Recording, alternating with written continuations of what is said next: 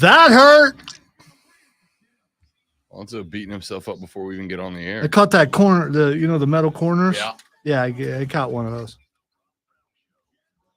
It's what old people do. They hurt themselves.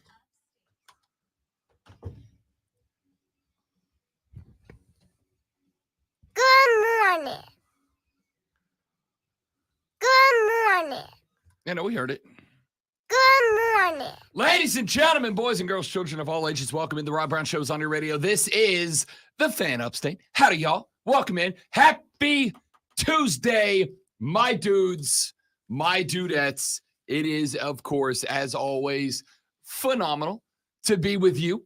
Bright and early this AM, just sitting all over 6 o'clock in the morning.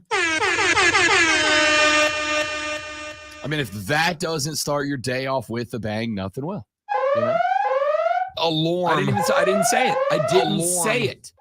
It loses. Rob, It loses the Rob, emphasis if you're just slamming buttons. Billy hit his snooze. Okay. I saw that, Billy. I saw you hit your snooze.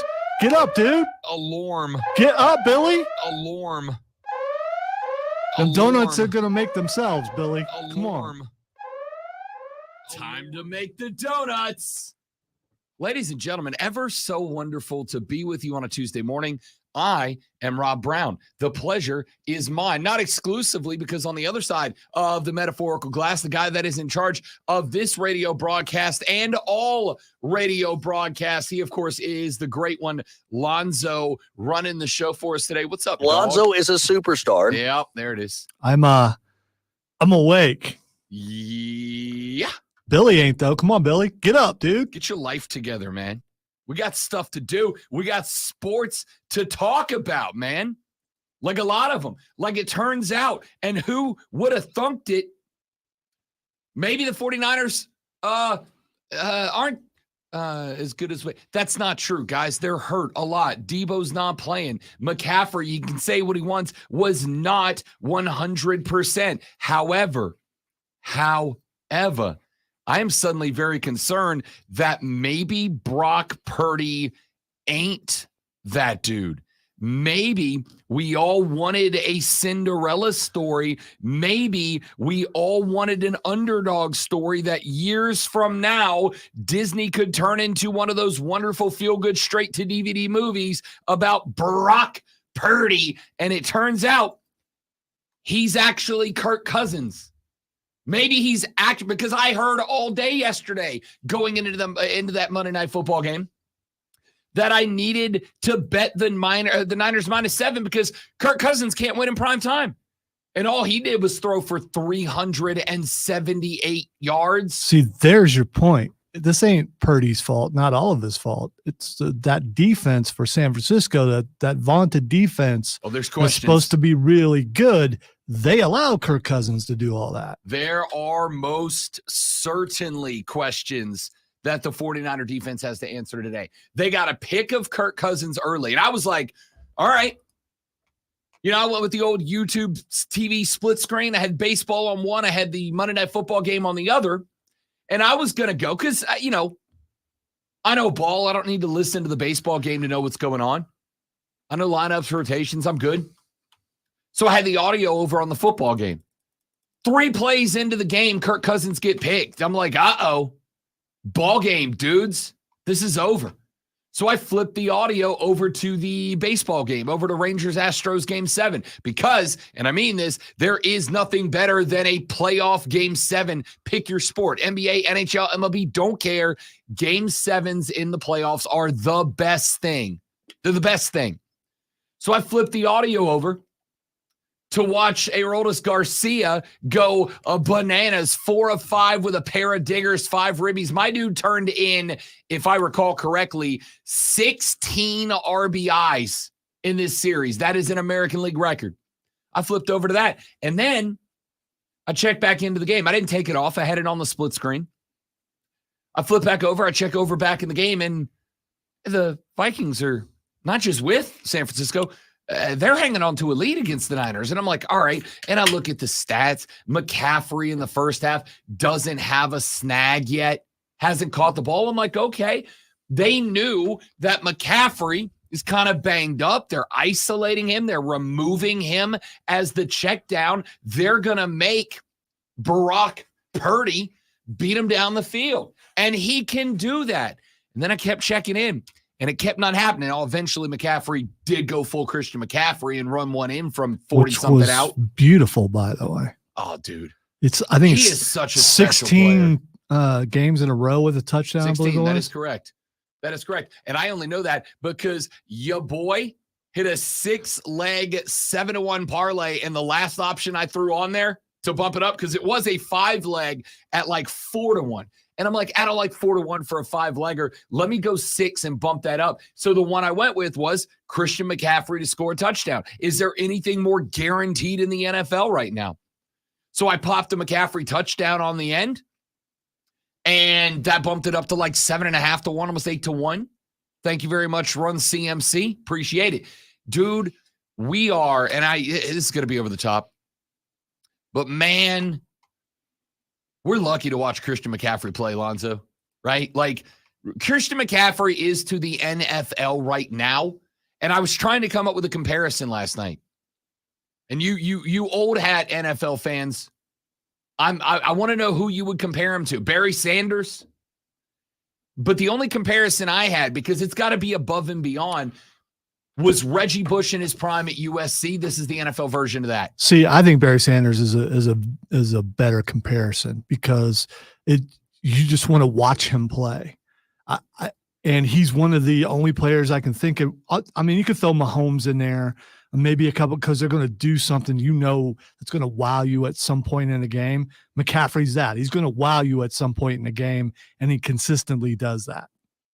Yeah. I mean, it's like every time that dude slips out from the backfield, you're watching him. The ball might not even end up in that direction, but you're watching that guy. He's just something different. But alas, we shan't talk about the San Francisco 49ers because dudes and dudettes, the Minnesota Vikings, won that football game. Kirk Cousins, this blew my mind. Kirk Cousins coming into that game, Lonzo, was 2-9 in primetime games. And both of those wins came over the Chicago Bears. That is the first primetime victory over not Chicago of Kirk Cousins' career. 35 of 45, 378, 2 tutties and a pick. The pick was 3 snaps into the game, and then Kirk Cousins backed out. But how about Jordan Addison? 123 yards, 2 touchdowns. Forget that. Did you see the touchdown that he stole away a pick? San Francisco. Yeah, it's like, down. Why is he run? He's got the ball. It was a freaking magic trick, dude. I very clearly saw the ball into the hands of a San Francisco 49ers safety. I was over. I'm like, crap. Because there were numbers I was looking for my parlay to hit in this game. There were numbers that I was looking for my bet to cash in that game. I very clearly watched San Francisco intercept that ball, and the next thing that I know, Jordan Addison is sprinting down the field like he's running the 40 on Combine Day. And I'm like, what is he doing? He knows he doesn't have the ball. Oh, he has the ball. It was wild. It was just, I've said, and I'll continue to say, it drives me nuts when I hear somebody watching a game like this and they use the expression, Lonzo, well, it just wasn't their day. It's just not their day. Because to me, and this is, I don't know why this is a take I've always gotten a ton of pushback for, but I do and I will continue to. Luck is not a real thing. Okay? It's a nice concept. It's something that's fun to kind of prop up, but I think people use luck sometimes as an excuse. We're just unlucky. Were you unlucky or were you unprepared? Were you unlucky or did you not do everything you could do to create an advantage? Look, sometimes you're going to lose. Sometimes you can do the best that you can do and you are going to lose because the other person just does it better than you or because the situation you're in is just too advanced for the skill set that you have, regardless of what you're doing. Now, there are times that the concept of luck is there. If somebody drops a football and it bounces left instead of right, and the other guy's able to jump on it before you can, yeah. I mean, I guess that's about the extent of what luck plays into. Last night, the Minnesota Vikings did not have everything go their way. Last night, it was not, I guess it's just not the 49ers night. No, they just outplayed a 5-1 football team. A team that all of us, up until, about 10:30 last night, believed was the team to beat in the NFC. I don't know if they are anymore. Because that, combined with the Detroit Lions getting it handed to them, and besides the fact that the Vikings knocked off the Niners and Philly had Miami come to them and they beat the brakes off of them, all of a sudden, Philly is right back in the driver's seat of the NFC. Philly and Kansas City are the best 2 teams in the league, just like they were last year. So we're going to talk about that later because coming up, at 7:20 this morning. I don't know where that came from. Oh, yes, I do. Well, I think we know where it came Jackass from. website decided autoplay is a thing that America wants. Autoplay is, listen, I know why people run autoplay. It's so that they can say, oh, somebody watched a video on our site. You know what autoplay does? It means I'm never coming back to your website, or at least not in a position where it matters. Never coming back to your website. Anyway, I was setting up the show. That's what I say. Just derail the train of thought. Here's what we got coming up today. Big day on the show today. Really excited about it. 6:20. That's the very next segment. Yesterday, kind of went scorched earth on Clemson and South Carolina. And I think it was very fair. This was, and I'm going to use the scientific term, a crap weekend for football across the Palmetto State. I just had a discussion with someone in the newsroom about that. I overheard that. Yeah, it was a crap weekend for football in the Palmetto State. Okay. And so yesterday, I lit up the parties that I felt were justified in being lit up. Today, I'm going to go a little bit further, because one of the talking points that I got back from a dear friend of mine who is also a Clemson fan was, Rob, my main concern is we're just not getting the talent that we used to get. And I thought, you know what? We can quantify that to some degree. We can quantify that a little bit. We can take a look and break that down and see if that's true. So last night I did. I went up and down and broke down the roster and looked just to see, comparatively speaking, based on the other teams that surround where Clemson currently is and wants to be, what the roster breakdown looks like. Are they truly down on talent? And the answer might surprise you. That's verbal clickbait. Stick around and listen. It's worth it. But I also went and looked at how the portal breakdown went. And it's about what you'd expect. So I'll tell you that coming up in the next segment. Yesterday, and this is coming up to end this hour, yesterday, as we were talking South Carolina, Lonzo asked a question. He said, paraphrasing, if beating Tennessee and Clemson last year, and not just beating them, but throttling Tennessee and beating Clemson in their house, might have actually been a bad thing for Shane Beamer and the Gamecocks. And I answered off the cuff yesterday. I answered just with a knee-jerk reaction response yesterday. I thought about that question a little bit last night. I thought about that question while I was watching Monday Night Football. And I think I kind of honed in on the answer a little bit. So I'll answer that question again coming up at 6:40. 7 o'clock, water cooler cheat sheet. Coming up at 7:20 this morning, it is our favorite award show. That is not real. The TMF INRs get handed out. Your weekly TMF INRs. And yes, Kirk Cousins getting one, ladies and gentlemen, because you like that? Showed out last night. 7:40. Speaking of Clemson, one more Clemson segment. We're going like 2 whole Clemson segments today. I'm going to defend Cade Klubnik, because Cade Klubnik has been taking a monstrous amount of what Lonzo and I would call heel heat. Are you going to give him the Bryce Young love that you give? Are you going to defend him in that way? Kind of, yeah. Yeah, I'm not sure I want to be there. Kind of, yeah. I kind of am. And might take an early lunch. I'm going to do it in Lonzo's favorite way, with numbers, with statistics. There's no chart, is there? There's no chart. I can make a chart. You want to make a chart? I'm happy to make a chart. No, you got other stuff to do. You know, I got all the figures right here to make the chart.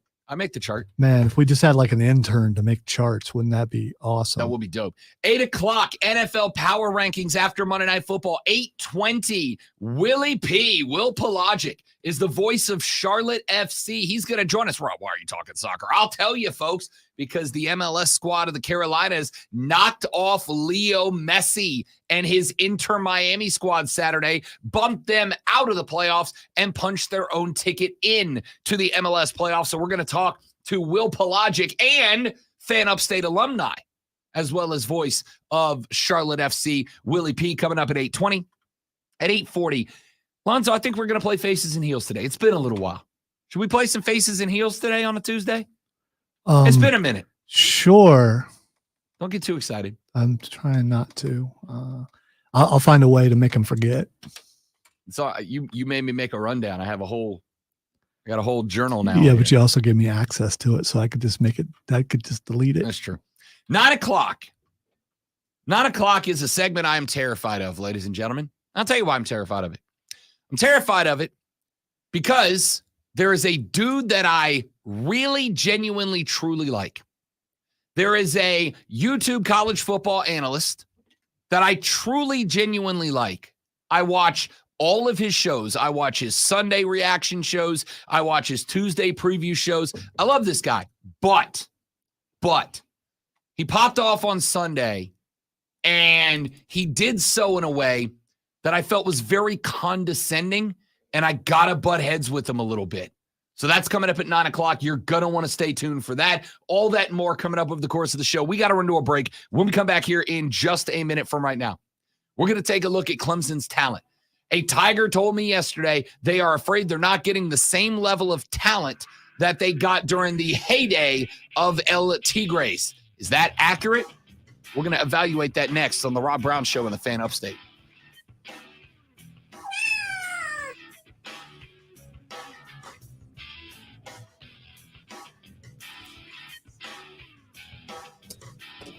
Brian, good morning, buddy. Thanks for coming by, man. Good to have you. So we had our first Swamp Rabbit game Saturday.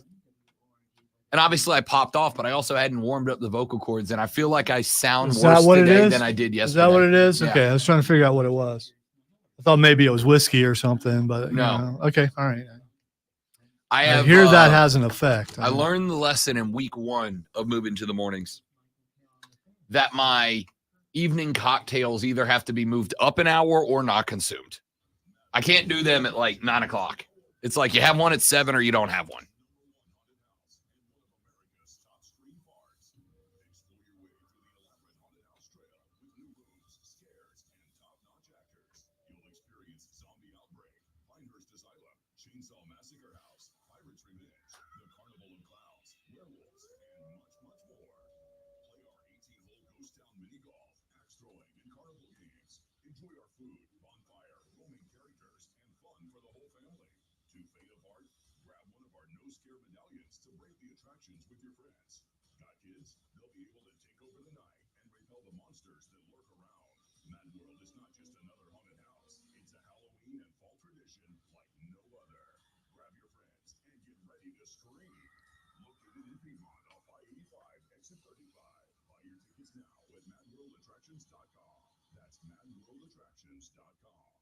Attention taxpayers. If you or your business owe the IRS back taxes or have years of unfiled tax returns, the IRS has green-lighted billions of dollars in tax relief to those facing... Yes, we are unusually quiet because it is morning contemplation. I'm in my meditation era. It's a moment of zen where you prepare for the chaos that is the rest of the day. Oh no, is he humming? I never mentioned anything about the ukulele commercial because I was waiting for you to see it on your own. And finally you saw the ukulele commercial.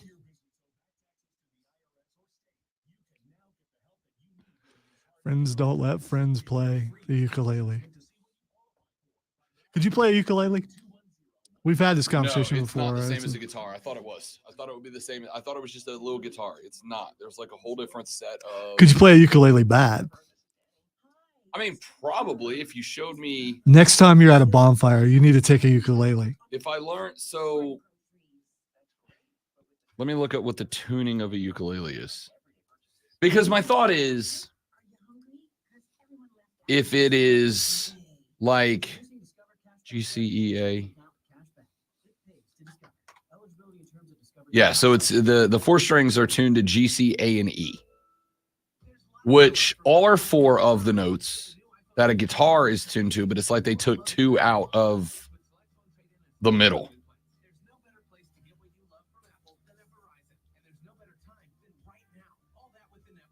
No, there's no C tuning on a regular guitar. So no, it's a completely different tuning.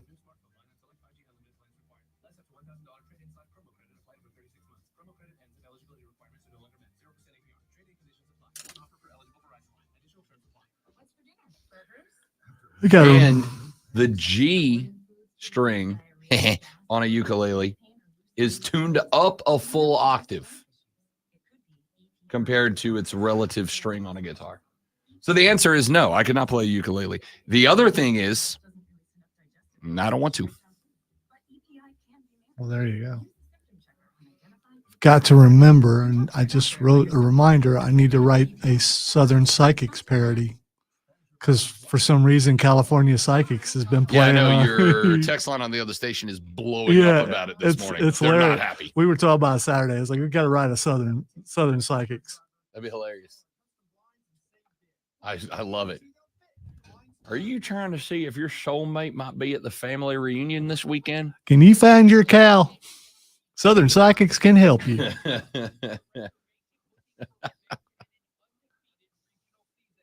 You not know what's wrong with your 72 Ford pickup? Bessie left the barn. You can't find her. We can.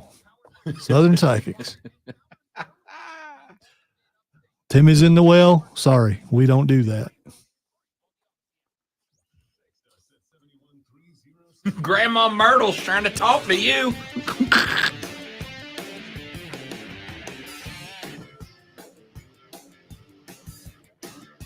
So yesterday after the show was over, a show in which I believe rightfully had some things to say about Los Tigres and the Gamecocks of both Clemson and South Carolina, I understandably had a handful The of serious people. show is over. I'm just sorry. I can't. You were able to make it one day? Yeah, I was. I respect that. And you, One day. for some reason, you think if you say tiger in Spanish, I won't understand it. So I had a conversation with a buddy of mine who is a Clemson fan, dear buddy of mine. And he had listened Are to the they show. are they sane? Are they Sane? yeah, are They they hang out with me, so questionable. yeah, that's why I'm asking because quite a few Clemson fans who I Yes, have this met is or hung out with someone- are is he an Uber like driver? No, he's just No, he's a regular dude. is he a that guy Clemson that guy listen, is he that guy or He's is he a lifelong okay. Clemson All right. fan who loves his team, but he's also not a clown. So I had this conversation with him yesterday, and we were bouncing back and forth some stuff that I had said on the show. And he said, "You know what my biggest concern is? We're just not getting the same kind of talent that we were during Dabo's heyday."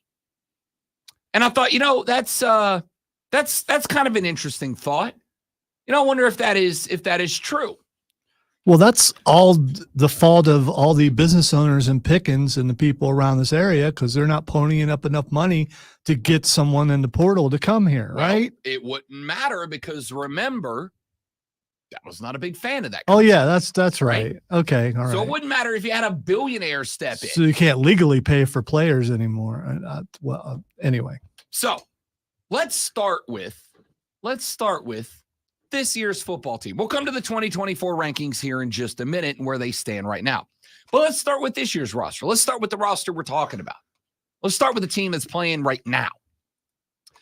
I went and I pulled not last year's recruiting rankings. I went and pulled the roster top to bottom. And because Dabo's been there so long, this is exclusively Dabo's team. This isn't he's got some leftovers or he's got that guy's these or these guys that's. This is his squad. This is his recruiting. So I went and looked at the roster composites of all the teams in America. And wouldn't you know it, if you lean on this, and I've said for years, I'm not a huge recruiting guy. I recognize its importance in the landscape of college football. And it's not what it used to be. It used to be like a holiday on signing day. Yep, and sure it's not that anymore. It used to, I very much remember back when I was in Florida, we used to do remotes on National Signing Day. We had bars that would bring us out to National Signing Day. And for, I think, 3 or 4 consecutive years, I did a National Signing Day remote, Zoe, where I was on the air for 8 hours just talking about recruiting. It used to be a huge deal. I'm not saying it's not anymore because to the diehards, it still is. But because of early commitments and multiple signing periods, it's not like it used to be. But whatever. Let's just let's look at the roster composites as they stand right now. If you stay on top of star ratings, and I do, not because I think that they are the end all be all, but by and large, the folks who put together these star composites, they're pretty tuned in, right? Like, I'm not going to lose my mind over, we got 3 5 stars. Well, we got 4. All right. Well, some of these guys are going to pay and some aren't. But if you are getting more 5 stars than not, you're probably doing a pretty good job. If you're doing more 4 stars than not, you're probably doing a pretty good job. So I went because I wanted to look and see kind of where Clemson is in the roster composite. And here's where we are. On their roster, which right now has 83 players, 83 commits to Clemson on the roster today, there are 7 5-star players on this roster, okay? 7 5-star players. Now, here's the list of teams that have more 5-star players than Clemson. This is the entire list. Alabama, Georgia, Ohio State, Texas A&M, Texas. That's the whole list. That is every team that has more 5-star players than Clemson on the roster, top to bottom right now. Now, the numbers can be a bit intimidating. Alabama has, according to 24/7 Sports, 18 of them. Georgia has 13 of them. Ohio State and Texas A&M have 10. Texas has 9. Now, all of the teams that have more 5 stars than Clemson are all ranked higher, obviously. Alabama has 1 loss. That loss comes to Texas, who has 1 loss. And those are the only losses. Texas A&M has more, but we also know that Texas A&M had that one recruiting class that was very controversial because it was the initial NIL class, and the Ags fans went bananas pouring money into it. And this was right out the gate, so it was before the current guardrails were in place, and Texas really was the Wild West in that one particular moment. And of course, Texas A&M, by the way, just in case you are keeping track, turns out Texas A&M, not that bad of a football team. I still got a lot of questions about Jimbo Fisher. They have lost 3 games, but their losses were Miami, who beat Clemson, Alabama, number 11, and a score to number 19 Tennessee on the road. So all their losses are respectable losses. But again, Jimbo Fisher, that's another story for another time. So let's look at the 4 stars. Because to me, 4 stars is where you make your money. 5 stars is where you get your highlights. 4 stars are where you make your money. Okay? 4 stars. Clemson has 49 4 stars on the roster. 49 out of 83. Alabama has 56. Georgia has 52. Ohio State has 63. Texas has fewer. A&M has fewer. LSU has fewer. USC, Oklahoma, Oregon, Miami, Penn State, Michigan, Florida, Tennessee, North Carolina, all of them have fewer 4 stars than Clemson. The only teams that have more 4 stars than Clemson are Alabama with 56, Georgia with 52, Ohio State with 63, and Notre Dame, who has 56. Notre Dame, by the way, has 1 5-star recruit on their roster right now. Everybody else is a 4-star. So the argument that Clemson's not getting the talent that they used to get, at least till now, simply is not true. It's not true. It's not accurate. Roster composite, Clemson is up there with everybody with the exception of Alabama, Georgia, Ohio State. That's it. And let's look at Alabama real quick. Let's look at Georgia real quick. And let's look at Ohio State. Hey, Lonzo, how many losses are combined between Alabama, Georgia, and Ohio State? Is it like 1? It's 1. It's 1. And the only loss there is Alabama versus Texas, who also has 1 loss. So if I include those 4, Alabama, Georgia, Ohio State, and Texas, the 4 teams that between 5 and 4-star have a better roster composite than Clemson, there are a combined 2 losses. And one of them is within that group. The other one is to Oklahoma, who, by the way, roster composite is sitting at the 9th best roster star rated wise in America right now. Clemson, in a full roster composite, according to 24/7, if you put stock into this, has the 5th most talented roster in America. Here's your, let's just look at the top 15 for fun. Florida, Michigan, Penn State, Miami, Notre Dame. Top 10, Oregon, 1 loss. Oklahoma, no losses. USC, the single, in my opinion, disagree if you'd like, USC is the single most disappointing team in college football this year. Does anybody agree? With the exception of maybe Clemson? USC is the single, and for the record, no disrespect. My estimation of where USC was going to be was higher than where Clemson was going to be. I thought Clemson was going to be good. I thought USC was going to be real good. Single most disappointing team in football this year is USC. LSU is 7, Texas 6, Clemson 5, A&M 4, Ohio State 3, Georgia 2, Alabama 1 in terms of roster composite. So the belief that the talent's just not there this year is just wrong. It's just wrong. So then I decided, let's go look at the portal rankings. 24/7 also ranked rosters based on how much talent was brought in and out of the portal by teams across America. Top 10 portal teams right now. UCLA having a surprisingly good year. Oregon, 1 loss. Oklahoma, no losses. Miami is back. I mean, I want to say they're back. They've lost a couple, including one real dumb one to Georgia Tech. They're a Mario Cristobal brain fart away from being a 1-loss football team. Florida State, number 6. Think it worked out for them? I'd say so. Auburn, number 5, USC, number 4, Ole Miss 3, LSU 2, Colorado, number 1. And, of course, Colorado beat their Vegas over-under win total in the first third of the season. Took them, 1 game more than they played to get to their over-under win total? The transfer portal works. It does. Now, I'm not saying that it is as important as recruiting. It is not. It is important. It is not as important as recruiting. But according to 24/7, do you know what Clemson's portal class was rated? 101st in college football. It was slightly better than Rice, Northern Arizona, and Alabama A&M.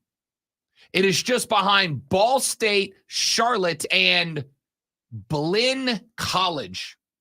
You ever heard of Blinn College before? I'm not going to lie and say, yeah, No, I'm a big fan of Blinn. Yeah. I have no idea. I don't know who they are, where they are, what they Is are. that spelled with a Y or an I? It's an I. Blinn College. I don't know anything about them, except according to 24/7 Composite, they had a better transfer class than the Clemson Tigers did. So the only thing left to look at now is the 2024 recruiting By the cycle. way, it's in Brenham, Texas, wherever Brenham is. Could have given me 100 guesses. I'd have never got it. If you'd have given me 50 guesses, I'd have eventually got the state right. And it's a public 2-year college. There you go. So a 2-year. Okay. So Clemson had a worse portal class than a Associates of Arts degree school. Okay? Say what you want. So the only thing that's left to talk about is the 2024 recruiting cycle. Now, obviously, this class is evolving as we go. But there's all these different factors we have to put in. We have to put in consideration what the team did last year, what the team's doing this year, what they look like, what the perception is of the team. We have to talk about whether or not the coach supports NIL. There's a lot that has to be discussed here. Number one recruiting class in the country right now, again, according to 24/7, Georgia. You know, the 2-time reigning undisputed national champions, looking for number 3. By the way, here's fun. Guess who's not the odds-on favorite to be the national champions anymore, Lonzo? Really? Yeah. Yesterday, the odds shifted. There is a new favorite to win the Natty this year, and Lonzo's not going to like who it is. We're coming to that later. Cheetahs. Number 2 class, Ohio State. Number 3, Florida. Number 4, Florida State. Number 5, Alabama. A&M 6, Oklahoma 7, Notre Dame 8, Oregon 9, Miami 10, Tennessee 11, LSU 12, Penn State 13, Michigan 14. My goodness, it is at number 15 that we find the Clemson Tigers. Now, again, we're still a long way from February. There's a lot of kids out there that are soft commits not being counted. A lot of kids out there that still have visits to be taken. This class is not anywhere close to done. But you're also sitting at the number 15 class. The talent right now on the roster is good enough to compete. Composite-wise, you have one of the best 5 rosters in America if the star value tracks. You're not performing it. You're not performing it. So what this says to me, and this is just for me further confirmation of what I said yesterday. If you've got a roster that star composite-wise is one of the best 5 teams in America, but you're sitting on 3 losses, you're not even going to come close to making your conference championship game, that doesn't tell me it's a player problem. That tells me it is a coaching and development problem. That tells me that you've got a staff that is not taking the 5th most talented roster in America and developing them into one of the 5 most top-tier performing teams in America. Either that, or every star composite is bad, and none of these guys really are what the recruiting sites say they are. But they've been getting money from people like us for a very long time for doing a good job. So which one's more likely? To me, it says to me, you got a coaching staff that ain't developing that talent. And outside of that, there's no other excuse. We're back after this on the Rob Brown Show in the Fan Upstate.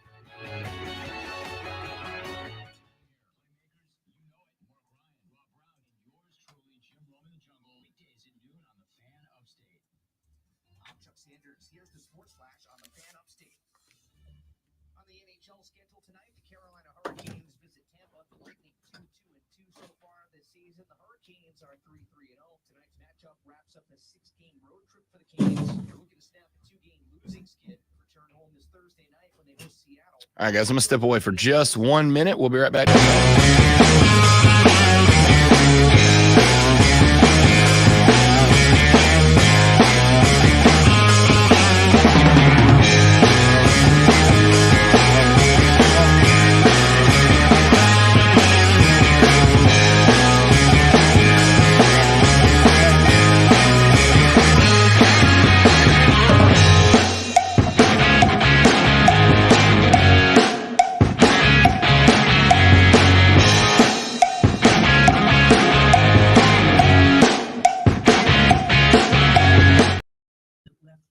All right, we're back. Surgery after surgery. I got to the point where I probably couldn't walk. I had to resign from work. I was really just laying in bed. It was terrible. I wouldn't go back under the knife. She missed working and traveling, but all that was about to change. QC Kinetics used natural biologics to treat pollen, no foreign substances. They provided regenerative treatments that helped subside the pain and restore her quality of life. Oh my gosh, I can't believe it. I was feeling more movement and doing stuff. And then I start crying. I'm like, I can't believe it. For Paula, this moment was Working extremely it. emotional. I couldn't do nothing. And now I'm working and I was on my feet for 7.5 hours. And I feel good. I got my life back because of QC Kinetics. Call QC Kinetics now for your consultation. Call QC Kinetics, 864-448-3772. That's 864-448-3772. 864-448-3772. Mad World Haunted Attraction is now open. Voted South Carolina's #1 haunted house and one of America's top stream parks. Explore your way to the elaborate haunted house trail with new rooms, scares, and top-notch actors. You'll experience Zombie Outbreak, Pinehurst Asylum, Chainsaw Massacre House, Pirates Revenge, the Carnival of Clowns, Werewolves, and much, much more. Play our 18-hole Ghost Town mini golf, axe throwing, and carnival games. Enjoy our food, bonfire, roaming characters, and fun for the whole family. To fade apart, grab one of our No Scare medallions to break the attractions with your friends. Spent time yesterday trying to figure out a way to light up my face on the stream. We think Did you get it? we think Now we you got talked about I think we got it figured out. So Chris had one of those hanging lights. Yeah. But they have like 4 fluorescents inside of it instead of what used to be light bulbs. And so we tried it in the office with all the lights out, and then put like a piece of paper over it so it's not so bright, because it's got to go like right underneath me while I'm doing the thing. And we'll see. It looks like it'll work, but it's one of those things you're not going to know until you actually do it. If it doesn't work, I'll just turn it off. But yeah. Just open up a test StreamYard. Have to do it in that studio at night. I mean, there's a lot of other factors that would come into play. If I was doing it from the office, it definitely would work. But it's a more open space. You got some lights will have to be on.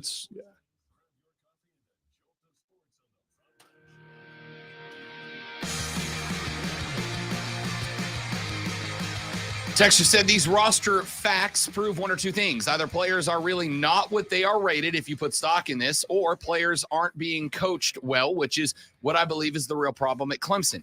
DJ is proof of undercoaching. Shipley is subpar in his development. It's a coaching problem. Bang. That's exactly what I've been saying. Or maybe it's lack of vetting of players, and maybe players get on the field and go, I'm not doing that. Still a coaching issue. I'm going to do. Is it though? Yes. If you are getting players who, and I guess the vetting part is a coaching Yes. issue, because it's their job to. But even when you think you know someone really well, sometimes you find out you don't. If you are doing that to the level that the team is doing it, to the point that Clemson is at right now, that's a major problem. If you got that, listen, I'm not saying there's not a guy or two out there that aren't sandbagging. It's entirely possible that there's a guy or two on that field that are sandbagging. But if you got enough guys out there sandbagging that is bringing the level of play down this much, then yes, that's a coaching problem. That's telling me that you are falling for stuff in the recruiting process, that you're recruiting guys that aren't willing to lay it out on the line for your team. And that's a problem. See, I wasn't talking about that part. I was talking about the part where someone was told to hand the ball off and they didn't. Again. Yeah. I mean, that's and that's a massive problem. It's more of an attitude thing. I would agree. And that could have been a one-time deal, but I don't know. Yeah, I don't disagree. It may have just been, listen, I think that some of us sometimes forget. And I'm not saying you don't have a right to criticize football players on your roster, but I think sometimes we forget a guy like a Cade Klubnik, who, by the way, I am going to, in an hour from now, enthusiastically defend and use some numbers to do it. But I think sometimes we forget Cade Klubnik is not legally allowed to buy a beer yet, right? We don't trust him as a society to purchase a beer legally, but everybody expects him to handle himself like a seasoned NFL vet out there. Look, if, like we said yesterday, everything that was said about the ending of that game is genuinely straight up, is genuinely legitimate. This is a 20-year-old kid who made a terrible decision. But again, if you've got a guy who has been coached to believe that he has that autonomy on the field, that's a coaching problem. Yesterday, Lonzo asked a question about a third of the way through the show that I could not get out of my head. And I started thinking about it yesterday evening because I have ADHD and can't focus on any one thing for more than 10 to 12 seconds at a time before another thought pops in. What? Lonzo yesterday, as we were talking about South Carolina, because they caught that smoke too, Lonzo said, Rob, and this is dramatic acting on my part. He said, Rob, do you think that maybe it was actually bad that South Carolina beat Tennessee and Clemson at the end of the year? That's not what he said. I'm paraphrasing very poorly. But he basically asked, was it maybe a bad thing? This is your interpretation of what I said. Correct. Okay. I'm trying to make it compelling. That's what we do in radio. Because what I said wasn't compelling. No, so he's got to make. Because I forgot how you phrased the question and I didn't go back to answer to listen to it again. Okay, fine. But it basically was it actually bad, the Tennessee and the Clemson wins to end the year? And I really got to thinking about that last night. Here's what I said. They built expectations for the following season by how they finished that season with what they did to Tennessee and how well they played against Clemson. So it raised hopes that the next season would exceed that season. Yes. So there's the segment. That's exactly it. That's exactly it. Lonzo nailed it. However, it did something else to me as well. Not to me, to you, Gamecock fans. It did something to you.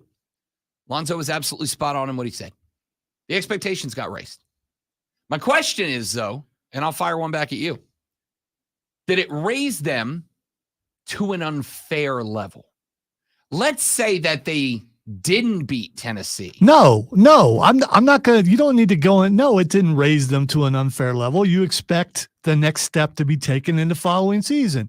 You expect when you see Spencer Rattler and some of the other guys coming back when they could have attempted to go into the NFL, that they believe that they're going to be able to do something the following season. You expect all that. You see these little things build up to a big thing to where you're like, okay, this year is going to be better than last year. How much better? I don't know, but it's definitely going to be better, and it's not. So let me clarify that then. Let me dial in on that a little bit more. There is a difference between better than last year and better than a particular period of last year. First thought I had was there was a game in the NBA Finals a few years ago. The LA Lakers were in it. I can't remember who they were playing. I don't particularly care. Where Alex Caruso, one of my favorite players in the league, because he's a gnat. He just will not go away. He's just always there. Alex Caruso, it was like 8 of 12 from 3 and like 39 points or something like that. Had a game. Like LeBron was carrying him off the floor on his shoulders, right? Alex Caruso went bananas in that game. Now, would it have been fair of the Lakers? Would it have been smart of the Lakers if they would have then said, this is the expectation now. We now expect you to be a 33-point-a-night guy. We now expect you to have this level of performance on a nightly basis. I remember because we now that. know you're capable of doing it. I remember that. And I will tell you, I expected him to do something similar the very next time he played. I absolutely did. See, here's my thing. I think because I think fan perspective is that you did this once. Okay, that means you're where you're supposed to be, whether I thought you were that good or not. Now I expect you to be that good every single time. So here is where Rob's going to turn into a giant dork and just crap all over everything. There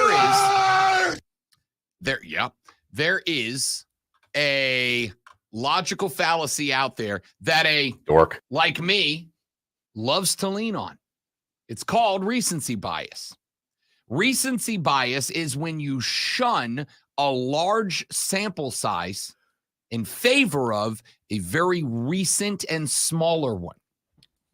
Alex Caruso had been in the league for a few years at that point. And Alex Caruso traditionally was like a 6-point, 3 steals, 3 rebound a night guy who was a role player off the bench. And he had an electric night in the NBA Finals. If you take the entirety of Alex Caruso's career, he's not a 32-point-a-night guy. He's a 6-point-a-night guy. Now he's gotten a little better since then. But see, these are emotional reactions. They're not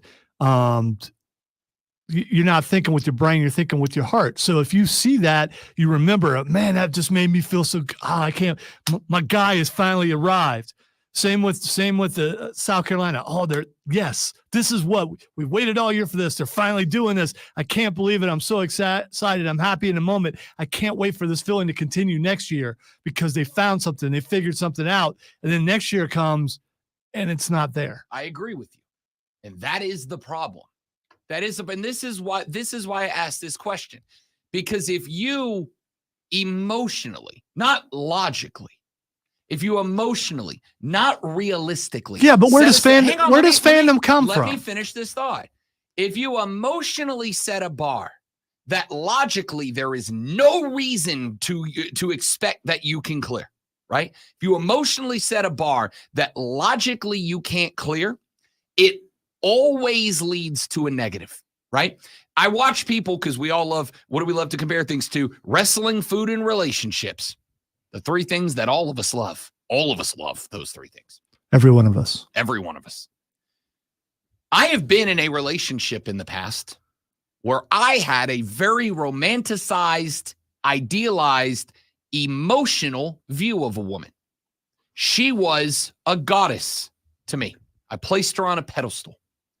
And now, in an ideal world, that's what we would all do for our significant other. We would see them as nothing less than a god or goddess standing atop the hill as a beacon for all humanity. But the reality is, if you set that emotional standard, then anytime that they do not reach that hill, and none of us do because we're all human beings, it becomes a problem to you, not them.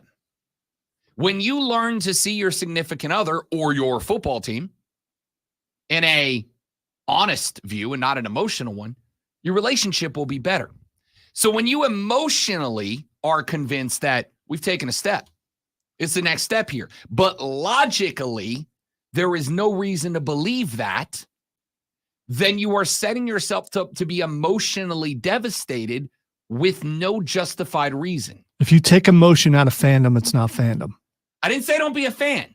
Because, well, you can't be a fan without emotion. You absolutely cannot. I don't disagree with that either. If you don't emotionally invest, you're not a fan. You're an analyst, right? That's what I am when I talk about your teams.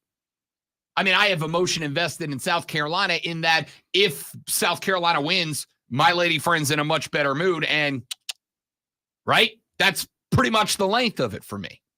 I'm an analyst. So I'm telling you as an analyst, I go back and I look at those games and I go, you had an incredible performance, but let's be honest, that was a one-game subset against Tennessee.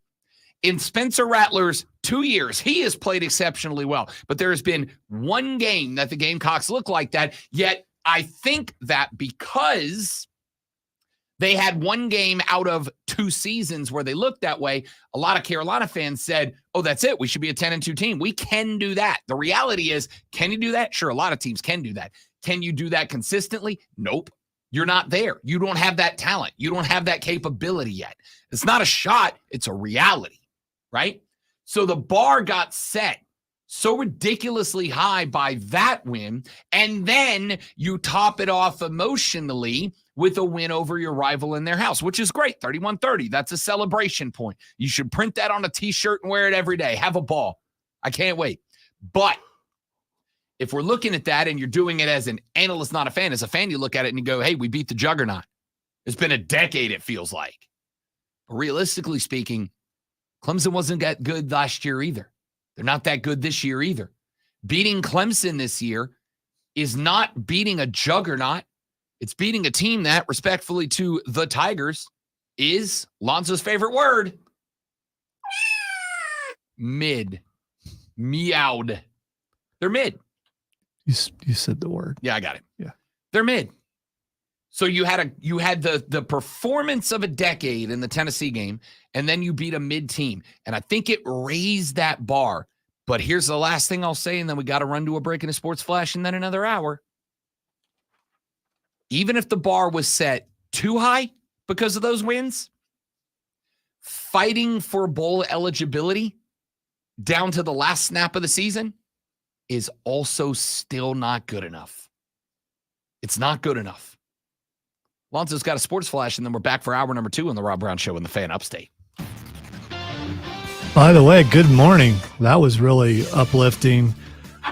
Let's go to baseball. The Texas Rangers knocked off Houston 11-4 last night on the back of a 4-hit, 5 RBI night from Aroldis Garcia, who hit 2 home runs to help secure a trip to the World Series. The National League team will be selected tonight when Arizona and Philadelphia play a Game 7. The D-backs will throw Brandon Pfaadt against Phillies Ranger Suarez. There are now only 2 one-loss teams in the NFL as the Minnesota Vikings handed the 49ers their second loss last night. Kirk Cousins threw for 378 yards and 2 touchdowns.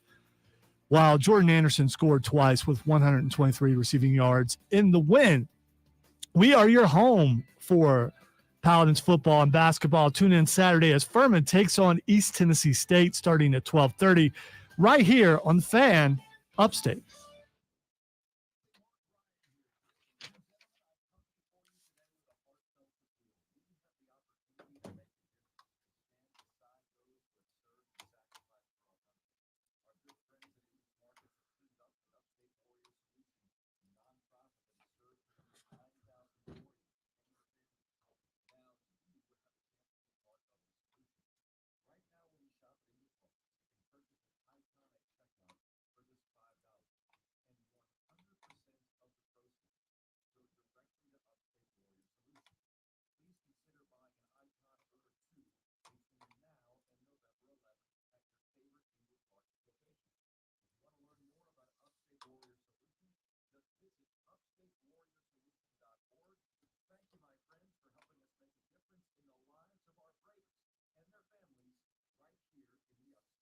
Good morning, Steve.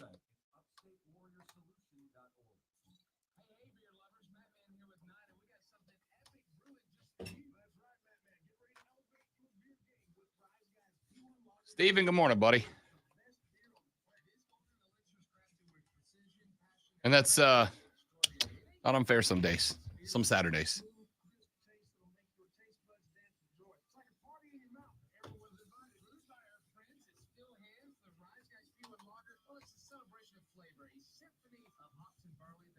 And check out that can. It's not just a beverage, it's a work of art. The Rise Guys P1 Lager is a statement, a declaration that you only settle for the best.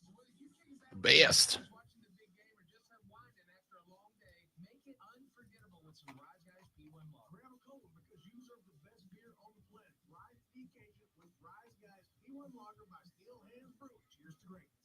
Enjoy an ice cold glass of Rise Guys P1 Lager at Wings, etc. in Boiling Springs. The Gables at Pelham is a continuum care retirement community, assisted living, memory care, rehabilitation, and skilled nursing all under one roof. An MD will visit twice a week, and physical therapy, speech therapy, and occupational therapy are on site. And for socialization, our director of activities has a master's degree in social work and has been at the Gables for many years. We have a full calendar of activities. I am feeling the 3:30 a.m. this morning. Yeah, me too. It's very 3:30 in here. Yeah, it's part of it is because the air is just not kicking on. Yeah, I mean, it's warm. yeah, it is. So It's it's kind of like it's not. It's comfortable warm. Yeah. And it's a good temperature. Ye- To sleep. yeah, I agree. I actually think it may have just kicked on. So if it gets a little bit cooler, I'll be okay. But right now, yes, it's definitely Struggling. Right it's nap time. It's very 3:30 up in here right now. That's AM, not PM. Although it doesn't matter. I'm Yeah. taking a nap at 3:32. Yeah. I'm asleep at both 3:30s. Well, yesterday I forced myself on the treadmill instead of taking Yeah. a nap, and that wakes you right up, which is good. Find an Appian installer near you at tanklessmadesimple.com. Your small business is always top of mind.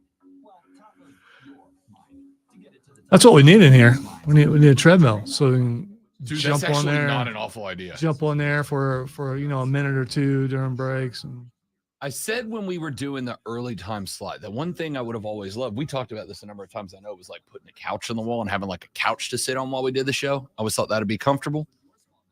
If we put a couch in here during this show, no, I'd that's be not, doing the whole show laying down, yeah, that's not. half asleep.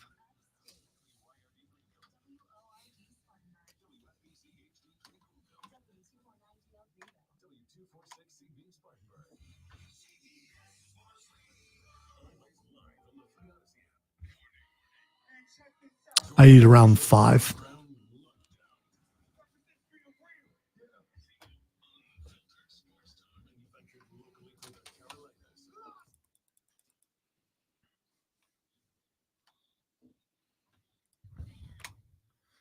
Good morning. The Rob Brown Show is back. Our numero dos goes now. It is the Fan Upstate. You guys are lighting up the text line. I love to see it.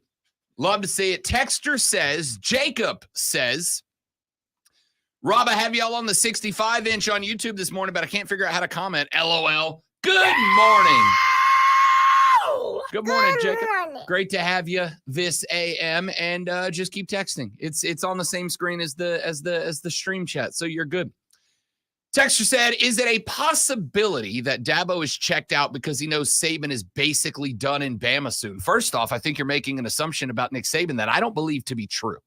I don't think Saban is basically done, and I think I can say that because if Saban was basically done, I don't think Alabama bounces back. Now, they have won some one-score games since then, but Alabama is in a playoff spot right now, not in terms of in that top four.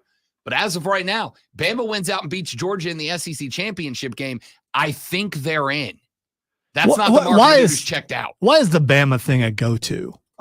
If Dabo leaves or is forced to leave, I think he's done. He's not going to Alabama. There's a lot of Bama fans who think that they can pretty much just go, yeah, Dabo, come on down. And he just waltzes out of South Carolina and makes his way down. I don't think that's the case. Again, I've said this for years. Why would he leave a program that, if we're being honest, is Dabo Swinney? That is the program. They were nothing before. I mean, you were fine, but you were nothing like you are now. Yeah, before him, it was Danny Ford was a god, and now Dabo is the football god for Clemson. Yeah, correct. And he will have statues, not just a statue. So the why campus would when he he's done. leave Clemson and go to Tuscaloosa to stand in the shadow of Bear and Saban and do so in a spot where if he has a year there like he's having now, they won't be treating him with the white velvet gloves that Clemson is right now. That's not the case. Texter said Brent Venables was the puzzle piece for that Clemson Tiger team. Seems like since he left, that puzzle piece is missing. You know, I got to tell you, we beat up Brent Venables a lot last year because he went to Oklahoma and it did not go well. Yeah, I'm done with that because he's showed up now. Boomer Sooner. Best one-year turnaround of any program in America, honestly. Better than Lincoln Riley at USC, right? I mean, that text is a text that if you sent it to me 2 months ago, I'd laugh it off the radio.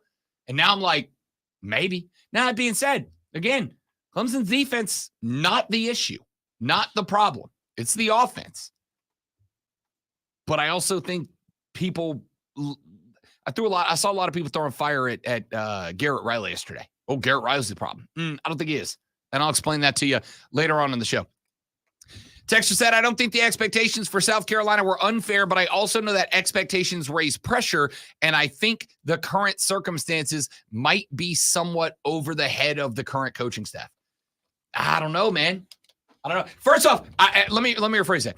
I don't necessarily believe that to be incorrect. I don't know that it is correct, but I don't know that it's incorrect. So winning is not an expectation they should have?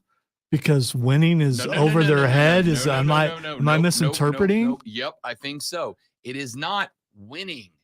It was the expectation that this team could go 10-2. Well, the expectation, the actual really deep down expectation was for the team to be better than it was last year. I don't disagree with that either. It's a natural progression to get where you want to go. If you make a huge leap, that's awesome, but then you got to stay there when you get there. But gradually getting there, he is afforded the time to do that, but he has taken a step back. I don't disagree with that in the least. But again, and Rattler's gone after this year. Taking a step forward, right? This is one of those times where it's about defining things. You have to define. This is what I tell people when you have a debate. The very first and most important thing you have to do is define your terminology, because if you're arguing about different definitions, it's a pointless conversation. 8-5 last year. 8-5 last year was a step forward. 8 wins this year with a harder schedule. Was it 9 wins this year? Because I can tell you 6-6 in a bowl game is not better than last year. And it's going to be a fight to get there. Texas said, with that being said about USC, how much longer does Rattler keep playing so he doesn't chance getting hurt for the NFL? I'm glad you asked that, Texter, because coming up at 9 o'clock, I am going to butt heads with a guy that I think is a phenomenal college football analyst over this exact talking point, and I plan on incorporating that into the conversation. So stay tuned for that. That's going to be at 9 o'clock. Jacob said, I think Beamer's early success is what Mr. Miyagi would call beginner's luck. I said back in the last hour, I don't believe in luck. I don't believe in luck. All right. Luck is not real. Everything can be determined. Some things faster than the information can be processed and reacted to, but there's no such thing as luck. You're either prepared and ready to take advantage of circumstances and situations, or you're not. And this is what I've said about this team all year long. I don't think this team was prepared for this year. I don't think they were ready. I think the roster was lacking in certain spots, and I think that there has not been player development there, just like there hasn't been in Clemson, that says step forward. But that's just me. Texter said, every man puts their lady on a pedestal until their woman blows up a toilet. Hey, there's a book called We All Poop. All right? Leave the ladies alone. Why do you know that? It's a kid's book. But why do you know that? Well, that makes it that's even still. Because Why would you know that? You don't like kids. Because you pointed that out. I mean, the listeners have heard it. I've heard it. Why would you know there's a kid's book that says everyone? A, because okay. B, I have young nephews I'm and not cousins in my family, and I you just think came if right out and Uncle said it. Rob is going to give a book, he's not going to give a book called We All Poop? Of course that's a go-to. All right. That is a great point. Yeah. You mean I can give my cousins a book called We All Poop? And that means that my cousins who have my baby cousins now have to answer repeated questions for at least the length of time about poop consistently? Yeah, I'm going with that because I'm a child. Fight me, bro. It is time at 7 a.m. to take a look at the top 3 stories in sports. It is time for your water cooler cheat sheet. Are you ready for the playbook of the peculiar, the almanac of the absurd, and the encyclopedia of the extraordinary? Well, you better be, because we're diving headfirst into the 3 top stories that will have your coworkers saying, "You hear that?" even before they take their first bathroom break. No. Here we go. Welcome to the water cooler cheat sheet on the Fan Upstate. It is the top 3 stories you need to know before you go start talking sports with your friends and your family or your coworkers or your dog or whoever you spend your first work break with on a Tuesday morning. We go to baseball. Up front, the American League ticket. The American League ticket. Item number 1. That's what I said, right? Didn't I say that? And then I clearly waited multiple seconds and did it by the book. And then I played to help you recover from your, team. Yeah. We nailed it. We're like the outsiders of radio. Okay. 14, excuse me. If you're on Facebook, YouTube, Twitch, or the X, you would have got that. Too sweet ski, bro. 11-4, your final last night as the Texas Rangers walk off the Astros in game number 7 of the American League Championship Series. The Rangers win that series 4-3. And my goodness, have a night, Aroldis Garcia. 4 for 5 from the dish. 2 of those were moonshots out of the stadium. He ended up with 5 ribbies on the night last night. 11 runs for the Rangers last night came off of RBIs that were scattered across the lineup. Seager had 1. Carter had 2. Garcia had 5. Garver had 1. Lowe had 2. Everybody was in on the action. There were 15 hits for the Rangers against a very good Javier who got chased in that game. It was just a great night. It was just a great night for the Texas Rangers, not just in the dub, but the fact that they are now going to represent the AL. Here's a fun stat. Bruce Bochy, the manager of the Rangers, has gone to 3 Game 7s in his postseason career. He is now 3-0 in Game 7s. Dusty Baker, who I love, who I adore, who I am a big fan of, is now 0-4 in Game 7s in his career. No clutch gene for Dusty, a guy who is otherwise perfect. He wins more series than he doesn't, but if you can force him to 7, you get the dub. By the way, the away team won every game in this series, all 7 of them. The National League side of the equation will be figured out tonight. Last night, the Arizona Diamondbacks became the first team this postseason to get a win at Philly, a 5-1 win because they got a stupid performance from Merrill Kelly. Kelly went 5 innings, 3 hits, 1 earned run, 8 strikeouts. They yanked him in the 5th because they were trying to play the matchup game late in this game. I think Merrill Kelly should have been trotted out for at least 1 more inning, maybe 2, but ultimately it does not matter.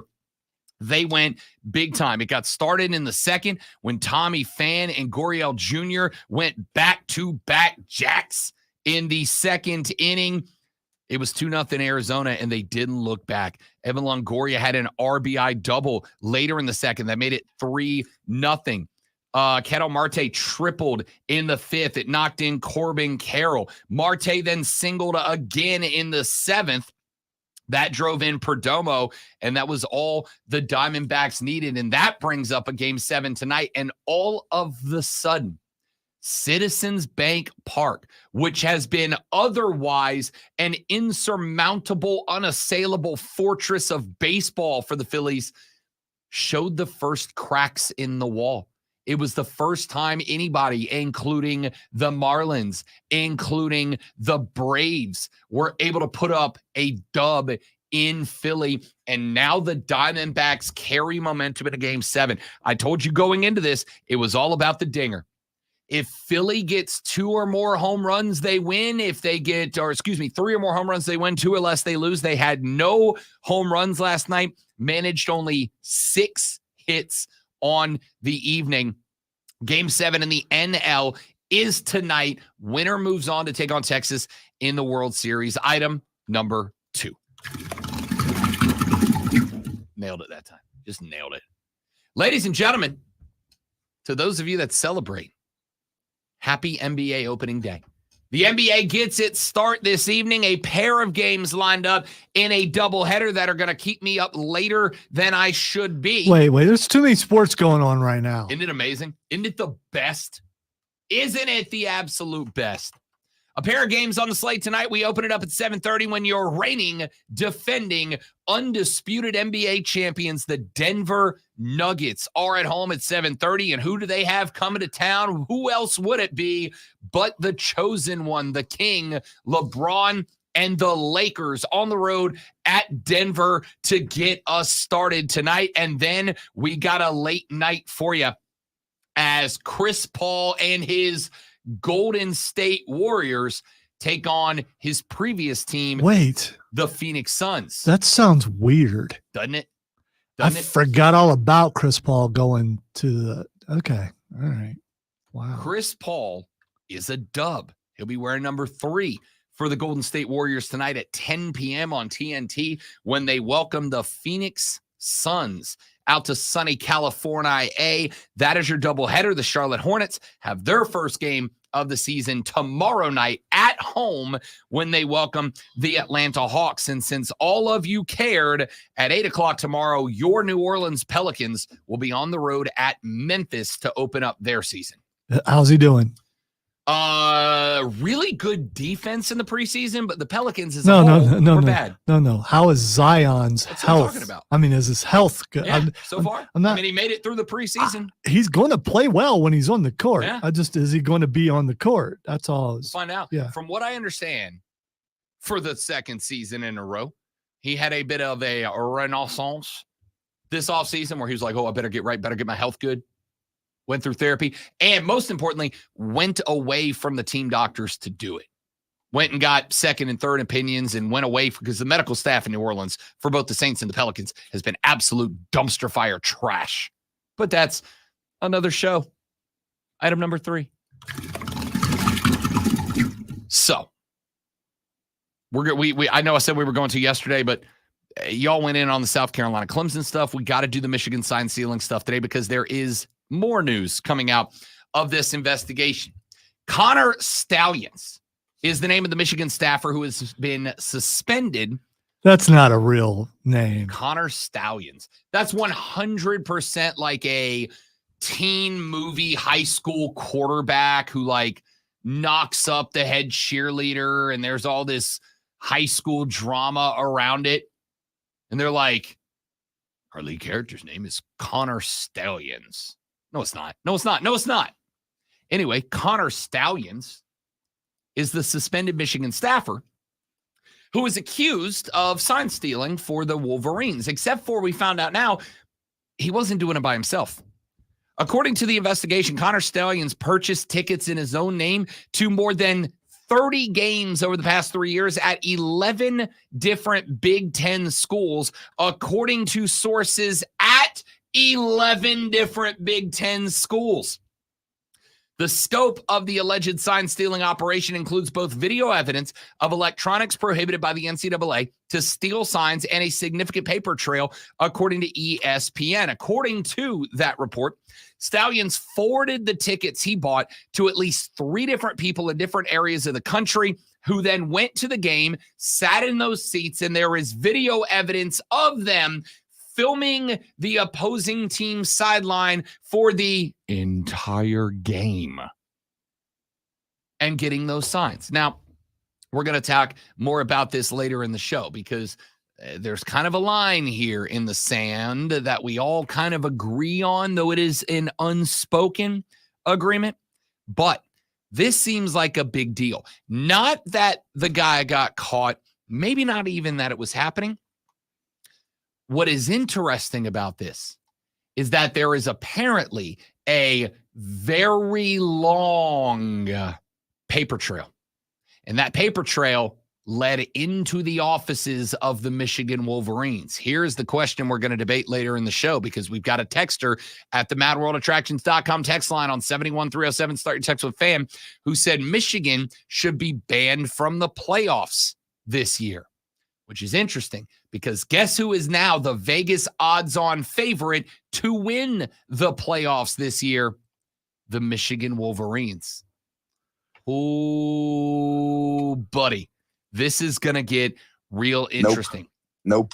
Later on in the show, we are going to dive more into this story and talk a little bit about potential ramifications and repercussions, up to and including this being the straw that breaks the camel's back and sends Jim Harbaugh back to the NFL. Poof. Gone. Let's take a break. When we come back, ladies and gentlemen, it's Tuesday, and it's time to ask who is not real in our That is not real. Awards of the Week. We'll hand those out next on the Rob Brown Show in the Fan Upstate. All right, guys, we got a live read right here. Stay right there. We'll be right back.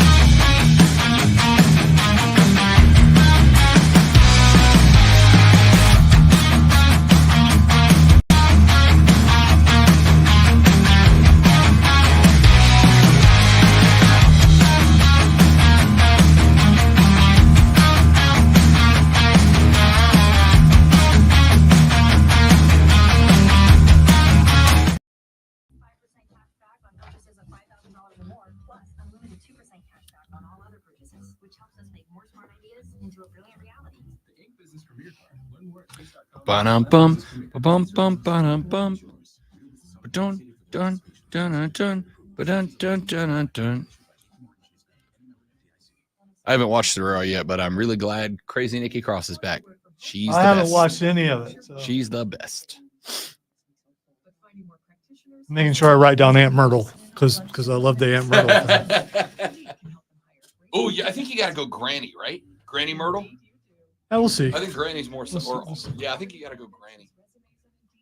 I also Granny wants to tell you where the mayonnaise jar is buried in the backyard. do I use Odie or not because this Southern accent is horrible. It's got to be like Yeah, it's got to be genuine. real authentic. Yeah. Like straight up microphone next to the peanut boiler in the gas station. His stoner's pretty good though, so Yeah. his stoner could be asking the question. I don't know. I'll figure it out. You know what you do? You do a commercial. Then later you do a mock phone call between the Irish relative visiting his long-lost Americans in the Deep South and trying to get to know his family via a Southern psychic. That's a possibility, and it is our Halloween show. So having psychics on the Halloween show. Coming up on a Super Tuesday episode, Offsides with Mark Ryan and Diesel. Don Bunsen from Clemson will be joining us. That should be interesting. Why is he laughing? The worst ever season combined for Clemson and South Carolina. There's one dominant team in college football this year, and y'all are not giving them the credit they deserve. Plus, how do you do a down season? Number one for real. How do you do? Offsides with Mark Ryan. Upstate. Listen on the Odyssey app. Search the fan. It is time to hand out our weekly TMFINR awards. It is time to ask which bleeper is not real, and I have got a list of them for you today from both college and professional football, but I want your nominations as well. You can text them to the madworldattractions.com phone line at 71307, and we will add your justified TMFINR award winners to our list. Let's start. I did it right. Did you? First time It's this a- year? Yeah, it's a struggle. The TMFI, and I just Of course, can't. for these of you that don't know, it stands for That is not real. in honor of everybody's favorite crazy plain lady. All right, here we go. Let's start in the world of the National Football League. Now, I will acknowledge, though, that some of these are handed out not necessarily just because of a stellar performance, but also because of the surrounding conversation or background of said athlete. If they had to overcome something and then turned in a performance that is worthy of the nomination on top of that, they're going to get a love for it as well. Mac Jones, I think, is going to get one. Now, Mac Jones only threw for 272 yards and a couple of touchdowns this week, which in and of itself may not be worthy of what some of you would consider the single most prestigious award in all of sports. But, though, he threw for 275 yards, 272 yards, pardon me, and 2 touchdowns in a New England Patriots upset over Josh Allen and his Buffalo Bills. He outdueled Josh Allen, who went 265 with 2 tutties and a pick in that one. He took only a single sack. And the New England Patriots, who have been much aligned, who have been consistently in the bottom 5 of the NFL power rankings this year, got a win, just their second on the year, a couple of weeks after getting blanked by the New Orleans Saints. The Patriots. Ugh, who does that? Seriously, we suck. The Saints knocked off the Patriots. They turn around a couple of weeks later and get a win over the over the Buffalo Bills. Mac Jones has himself a night despite people asking, should he be benched? And that is why Mac Jones That is not real. gets our first TMFINR award. TFNINR award. See, I botched it this time. And what are you going to do? How about a combo award? This time, though. So How about a these mother bleepers are not real? How about Tyrod Taylor and Darren Waller getting a joint TMF INR award. The New York Giants got a win. Was it all that impressive? No. 14-7 over a Washington Commanders team that is frankly not that good. But Tyrod Taylor filling in for the injured Danny Dimes. He went 18 of 29 for 279, 2 touchdowns, no interceptions, and he got a lot of help from a tight end in Darren Waller. 7 grabs, 98 yards, and a touchdown. It was National Tight Ends Day in the NFL, and there are a few of them getting TMF INR awards this week, and Darren Waller is one of them. Tyrod Taylor, Darren Waller, the New York Giants. That is not real. The Baltimore Ravens went bananas this week. Detroit was a team that we all thought, maybe San Francisco isn't alone in the NFC. Maybe Detroit should be sprinkled into the mix. And then Detroit got it handed to them this weekend. 38-6 was your final in that one. And welcome back to the big time, Lamar Jackson.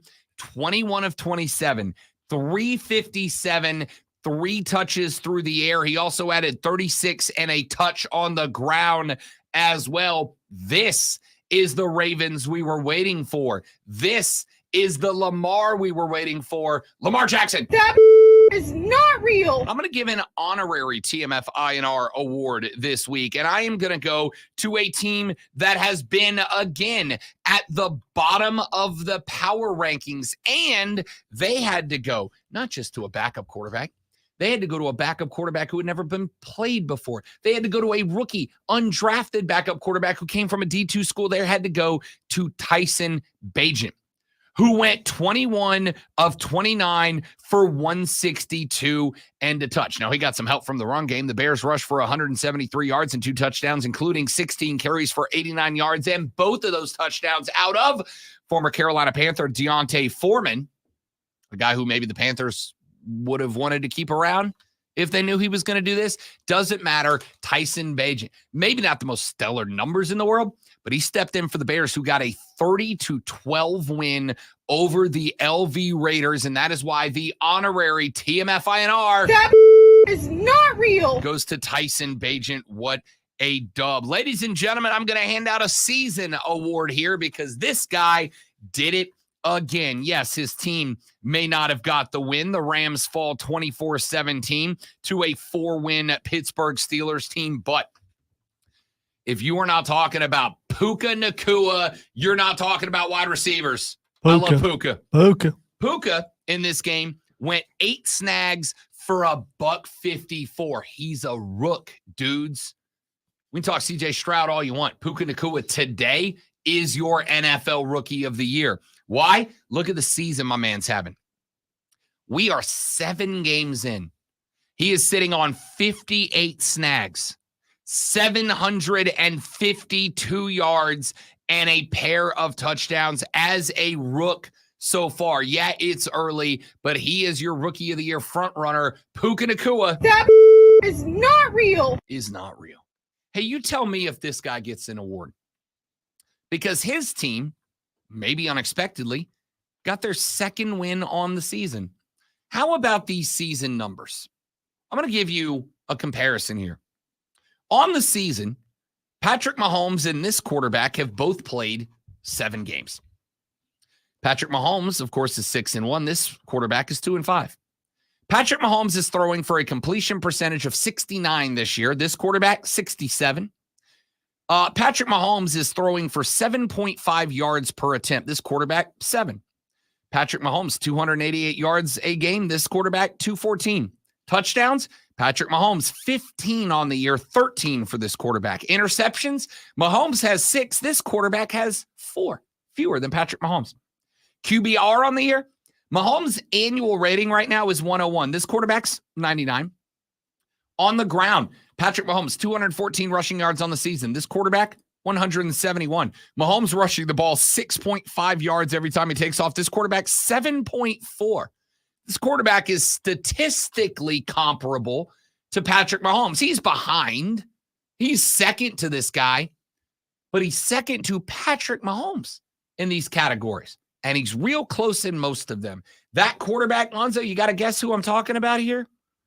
I didn't look at the sheet on this. Was he also on the quarterback's documentary? No. Oh, so it's not Kirk Cousins. It is not Kirk Cousins. I don't know. Russell Wilson.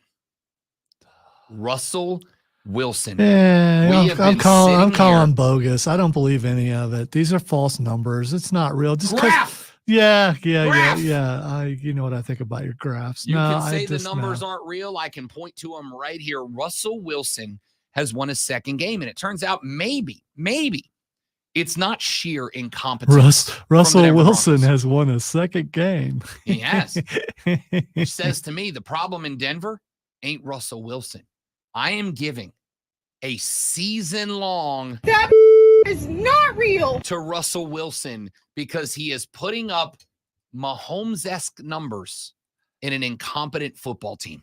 Yeah. Russell Wilson, ladies and gentlemen, deserves more credit than he is getting. Let's move to college football, shall we? I am handing out the first one. I am handing out the biggest one to a dude who also decided to celebrate National Tight Ends Day. I am handing out an award, ladies and gentlemen, to Jake Brenningstool, the tight end for Clemson. Why?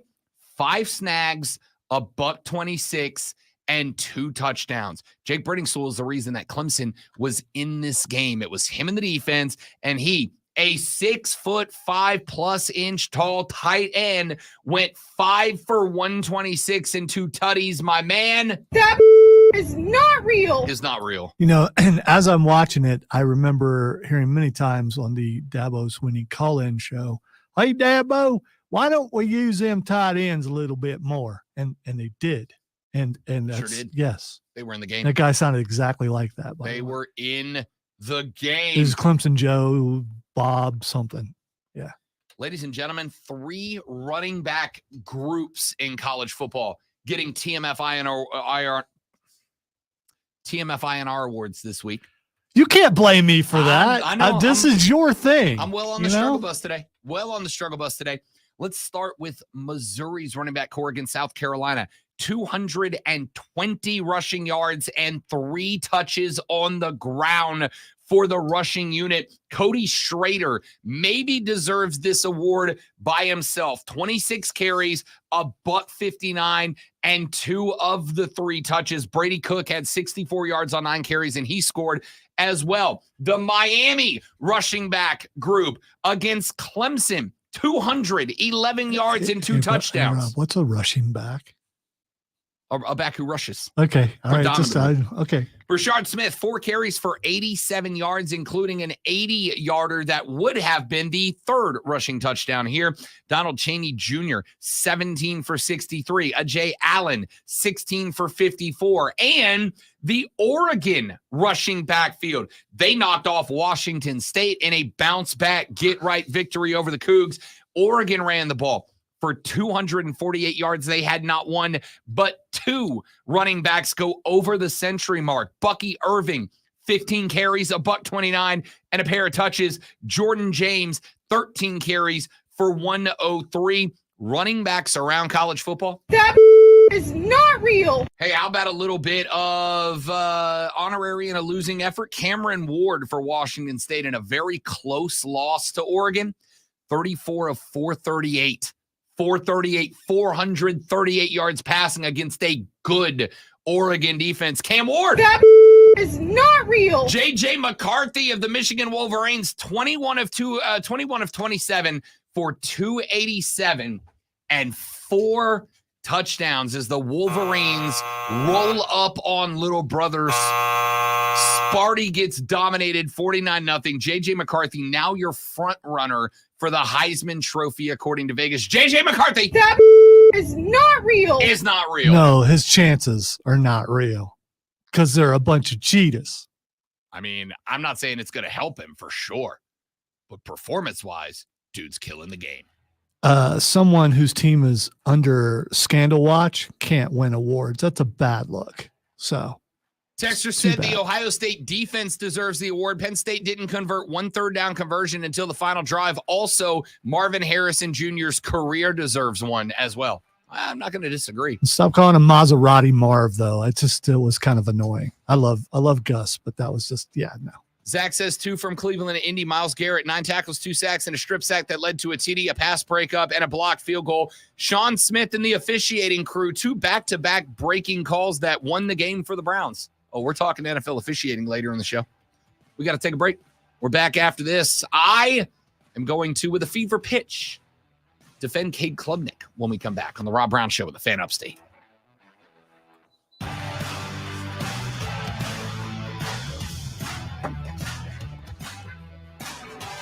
By the way, Darth, he would recognize my number, and I have never texted this show. There are other Buckeye fans out there, believe it or not. 4. No, because it's, part of the law in Ohio and Michigan is we have to move this way eventually. So, ton of Michigan fans here, ton of Ohio State fans here. I see Ohio State fans in grocery stores and other places all the time. I'm getting a granola bar. Okay. There is no secret handshake as far as I know, but maybe I'm just not privy to it. I'm disappointed I used the word privy and Rob wasn't in the room. It's a good word.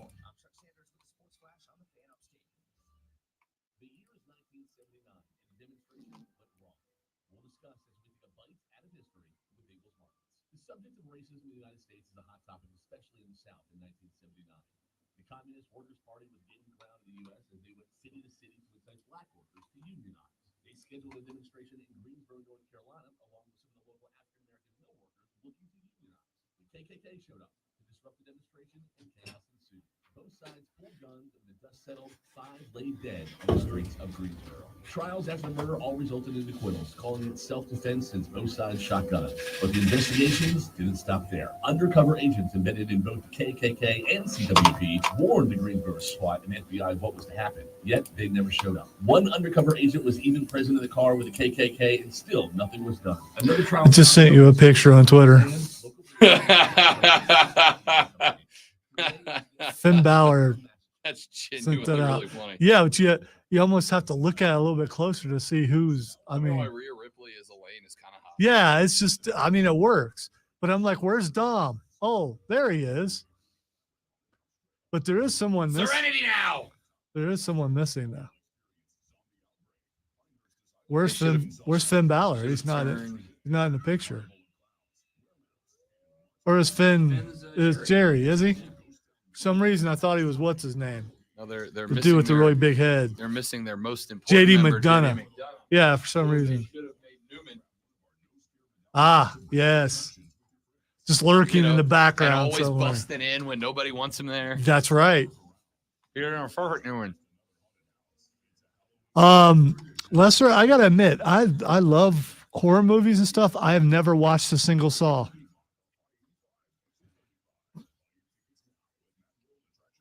I don't know why. I didn't get into it early on, and then now there's 10 of them, and yeah.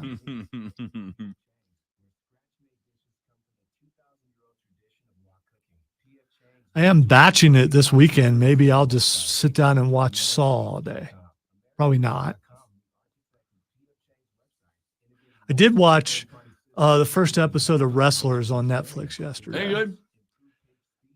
It's kind of sad, but it's also interesting because one of the guys who helped bail out OVW with Al Snow is actually a radio guy, and he's kind of a jerk. It's just like it's but it's his money and he's losing money, and I get that. He is And the other dude's the mayor now, and it's all that is. I heard him on Talk is Jericho. It's like, okay, I gotta check this out and see what it is. So I watched one episode, and there's I think like 6. But it's kind of sad because to me, I'm looking at all these people and going, none of you guys are making it to WWE or AEW. And that's what they say is their goal. And I just don't, it's not just about a look. It's about, I don't know, a lot of drug use. I'm not saying that there's not, I don't know. It is interesting behind the scenes stuff, though. That's why I wanted to watch. They take you in the writer's room, the struggles for money, trying to get people into the place and all that kind of stuff. Does it? Okay.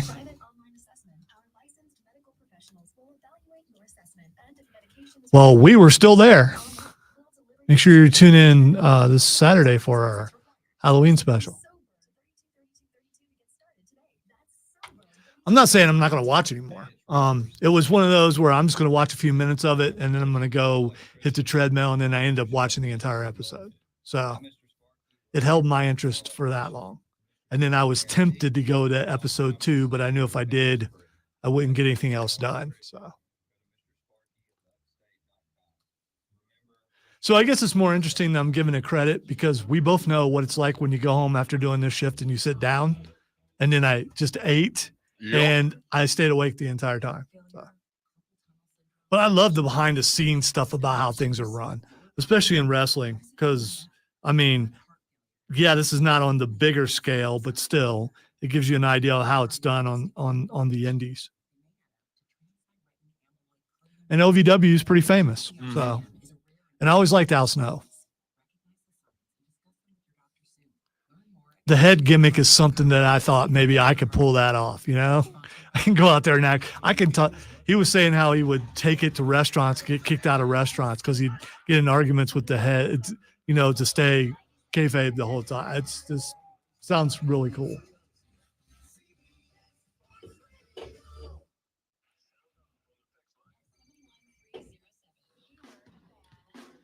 I think on a smaller scale, Trey.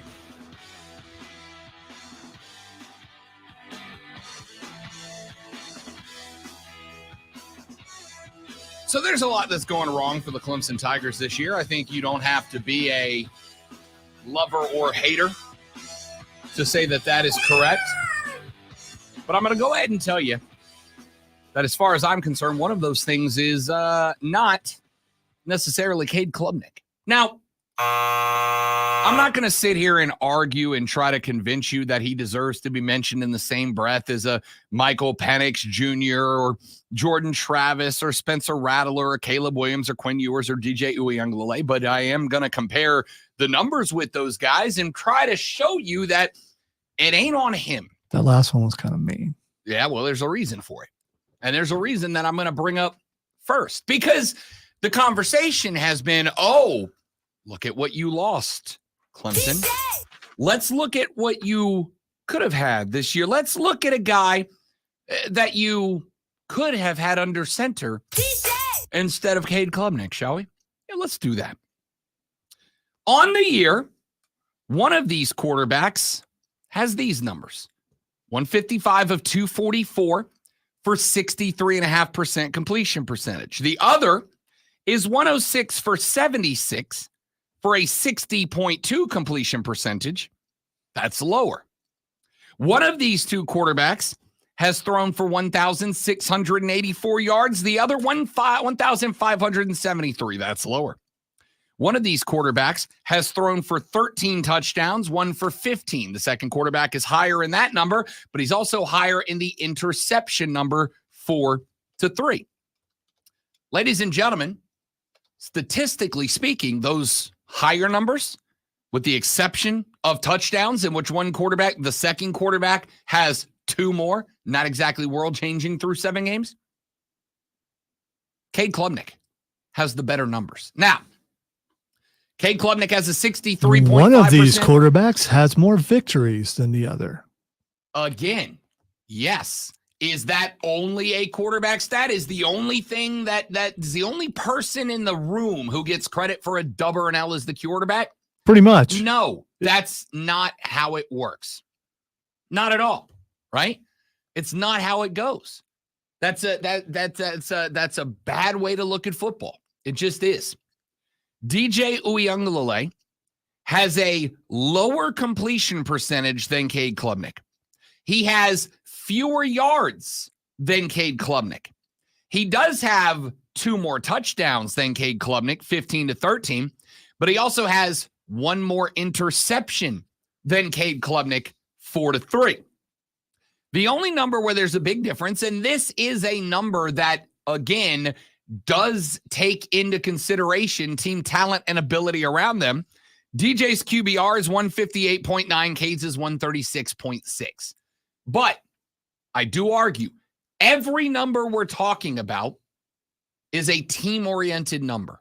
Every quarterback number has to be taken into consideration with what's the talent level of the guys around him? What's the coaching? What's the style of play? What's the competition? So I'm not saying, oh, look, more yards, better completion percentage. That means he's better. What I'm saying is I'm looking at what DJ Uiagalelei did last year at Clemson. Season-long numbers. 229 of 369, a 62.1% completion percentage, 2,521 yards, 22 touchdowns to 7 interceptions. Those aren't atrocious numbers. They're just not what you came to expect out of a quarterback at Clemson. He had a season-long QBR of 135.3 last year. That is almost identical to Cade Klubnik's. Almost identical. It's 1 point lower than Cade Klubnik's this year. So what you're saying is the fan outcry to get rid of DJ to bring in Cade really did nothing because you basically replaced him with the same guy. Pretty much. Okay. All right. Pretty much. All right.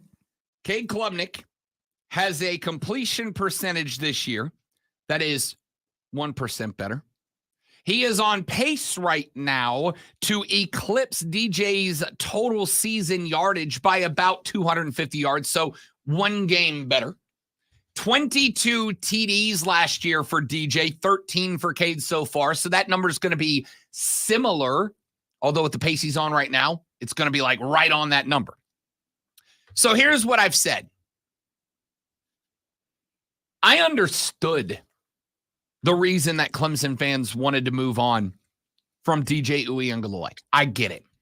Because, as we talked about yesterday, look at the string of players that played that position before DJ Uiagalelei. There were a couple of all-time greats. There were a couple of more of really goods.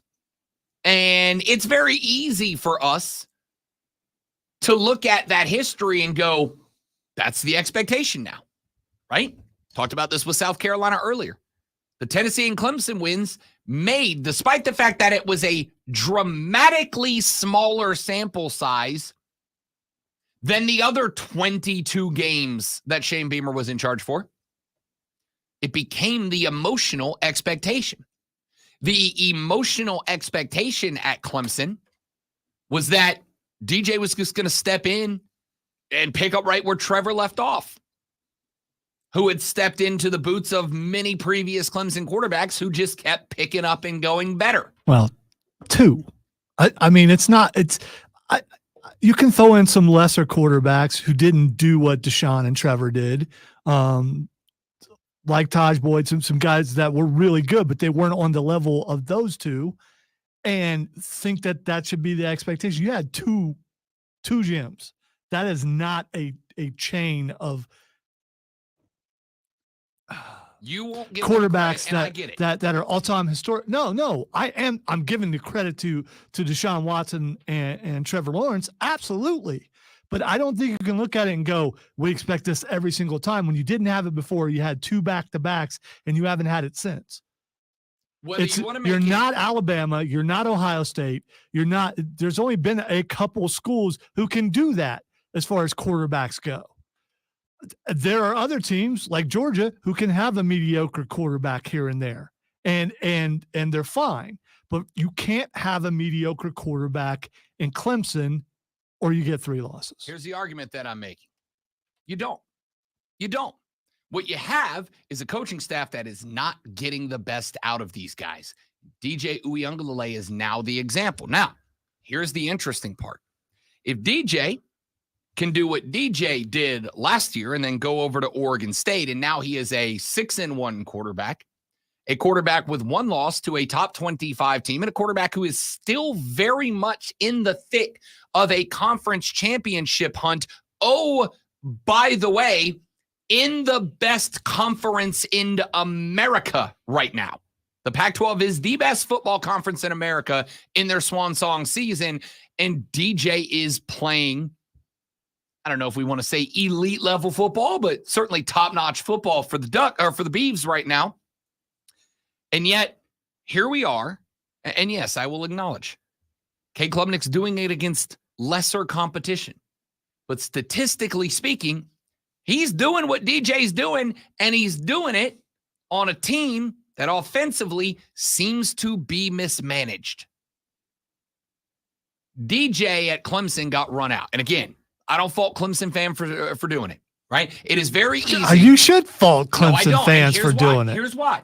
Because it is very easy with the benefit of hindsight to look back and go, well, that was dumb. In the moment, I need you to make a judgment call on the decision in the moment. And in the moment, even I said, I don't think this kid's got it. Now, it turns out he didn't got it, but it's not his fault he didn't got it. It was because the offensive coaching scheme and or position coaching evaluation and development didn't allow him to got it. I do my best to judge decisions not by the outcome of the decision, because that's not fair. That's like saying it was really bad to pick those lottery numbers after you know what the lottery numbers are. You know what's also not fair is before this, I would have said you can't judge the coaching, but as soon as he was benched and he went bye-bye, I think that's the coaching listening to the fans. And when you start listening to the fans, then you are on your way down. I don't exclusively know, because on one hand, we got Dabo, who has for years preached loyalty. That's why he hates the transfer portal. Loyalty, loyalty, loyalty, which is fine. I get it. It's admirable. Okay? But it's also not realistic. Welcome to the real world. Be an adult. Okay? Be a grown-up. Sometimes loyalty is third or fourth tier. Joe says Cade has one non-elite stat, but it's responsible for at least one and arguably all three losses, fumbles. He leads the nation with 8. You play behind that wet paper towel stack that is the Clemson offensive line, Rob, and tell me that Rob, you wouldn't drop the ball. How many fumbles does Spencer Rattler have? And I know I'm doing that thing, but you're comparing offensive lines. That's probably the worst offensive line in football, maybe in all of football, including Pee Wee. Hang on, I'm looking at it. And he's not, well. I agree. It's not as many. However, you got to argue that Spencer Rattler is the same amount of escapability. We as are Cade Klubnik? We are talking about, no, I don't know. Yes, you do. No, Stop I don't. It, Mr. Eye Test. By the way, again, if you need one of those two quarterbacks to run the football for you, in what world are you picking Cade Klubnik? it depends on the situation. No, it doesn't. It's situational. It's absolutely it doesn't. situational. Is there anybody out there that's going to tell me that Cade Klubnik can be trusted to be a ball carrier like Spencer Rattler? Well, no, because he fumbles. you're a lunatic Because he if so. fumbles the ball. Why? Because he can't hold on to it. He hits. Because he can't hang on to the Because ball. he gets hit harder and more often. Yeah. Because A, he's playing behind a bunch of turnstiles. So is Spencer Rattler. But B, he does not have the mobility of Spencer Rattler. Yeah, but it's like saying, he gets hit harder. He gets hit harder. Come on. You can use your dork voice if you want, but It's I'm a right. geek voice. You're the only one that uses that other word. But I'm right. No. Yes, you're I not. am. No, you're not. Cade Klubnik. All right. Bro, you are comparing a tortoise and a Maserati and saying, well, they're both cars. Yeah, but they're very different, obviously. Just look at them. You're the eye test guy. You put them both back in the same situation, and Cade's got a better chance of fumbling the ball, not because he gets hit harder, but because he can't hang on to the ball. Cade Klubnik cannot get away from defenders like Spencer Rattler because he is a But taller. that has slower- nothing to do with hanging on to the ball. It has nothing to do with hanging on to the ball. Does anyone else hear this? Am I losing my mind right now? You are. Am You I are losing losing my your mind because you're thinking one way and you're not opening your mind up enough. No, Getting hit harder has nothing to do with hanging on to the ball. it doesn't. It doesn't. It doesn't. It So if doesn't. you're walking down It a doesn't. hallway It carrying a doesn't. football, and then you turn a corner and I slam you into a wall, the same odds of you dropping the ball? Same odds. Because that shouldn't matter. All right. So next you're going to talk about how maybe Spencer Rattler has bigger hands. And so that's why he's better able to hang on to the ball. Is anybody else hearing this? Yeah. I mean, you got your people coming out for you. That's fine. But you're wrong. It's just, yes, ladies and gentlemen, it's embarrassing. getting hit hard has nothing to do with dropping the ball. Nothing. Yeah, you're right, Zach. He did. He called me bro. He definitely went Russo. Yes, it's the and he's got the same hair movement of Russo and everything. It's you know. I can't. Hey Rob. Comprehend. Hey, yes, Rob. we're late for a break. Yes, this yes, isn't we on are. me. This one's on you. How is that on me? This one's on you. You're right. It is all my Is fault. nobody hearing this? Yeah. Can we go to break? Because you know, someone's probably in the building by now. Let's go. I had another segment to do next, but I got to come back to this. Cade Klubnik's not the problem. Clemson, relax. Sports Flash, go. As Rob leaves the room to find himself, it's Frustratedly. NBA opening night with a pair of games lined up. As the Lakers visit the Nuggets and the Warriors host the Suns, the Charlotte Hornets opened their season tomorrow night at home against Atlanta. After his second ejection for an illegal hit this season, the NFL has suspended safety Kareem Jackson for 4 games. Jackson is appealing the decision and could forfeit over $500,000 if the suspension holds up. The Michigan sign stealing scandal has heated up as the NCAA announced it had learned the suspended staffer at its center bought tickets at 11 different Big Ten schools, and people who sat in their seats illegally used technology to record the sidelines of future opponents for entire games. We got more anger coming from Rob's way in just a moment right here on the Rob Brown Show.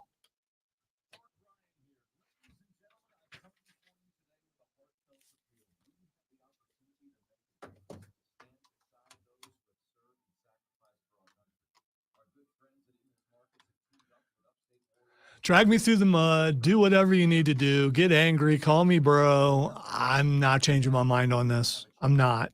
I'm not. If you put Cade behind South Carolina's offensive line, and it has nothing to do with how elusive he is, it's the fact that he can't hang on to the ball. I mean, some of those fumbles had nothing to do with getting hit. They just didn't.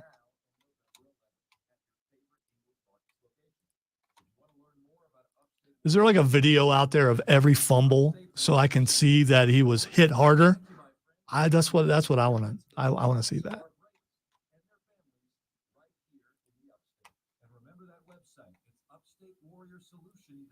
And I've always said, if I get traded, if I get fired, if any of that, it's always going to be about a Clemson take. Because it's believed that I cannot have a take on Clemson without bias, and that's ridiculous.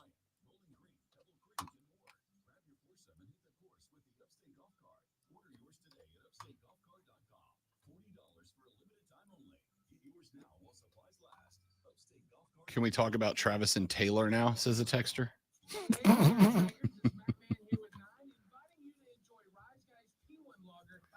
Hey, man, if you would have double broed me, I would have left. All right. Bro. It's real if you double bro. It is.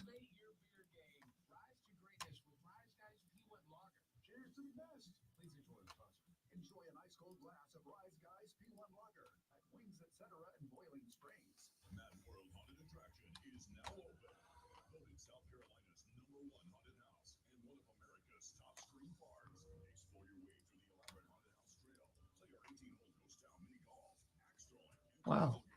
Look at how late we are.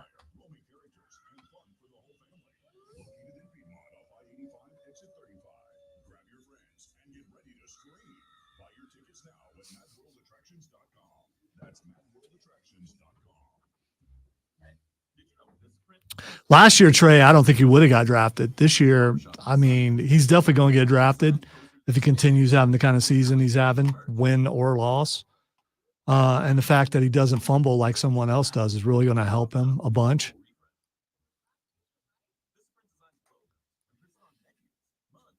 I'm not laughing. If Taylor Swift was coming to watch me do my show, y'all would get nothing but Award-winning broadcast. I see. I don't think so. I think the nerves would be such that there would be some problems. I'd be nervous if Taylor come to watch the show if Travis was with her. Because of the dump button, I'd have to be ready for the dump button. Yeah. So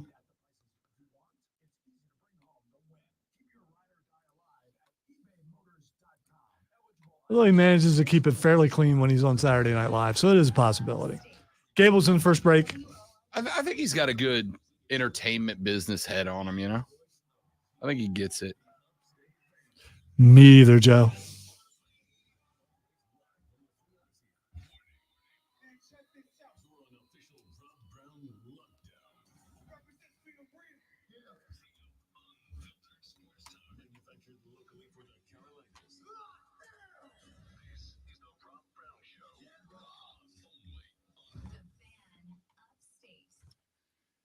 Number 3. That's how many hours this is. I don't know why I said number 3. The third hour. Because you're still hyped. swimming. You're still angry. The head is swimming. You've hit that grumpy stage where you're sleepy and you're reacting in an irrational way. It's real warm in this room. It is still warm. I mean, you could open the door, but then there'll be can't. complaints. Correct. Which I don't care about, but you do, because I'll just get louder.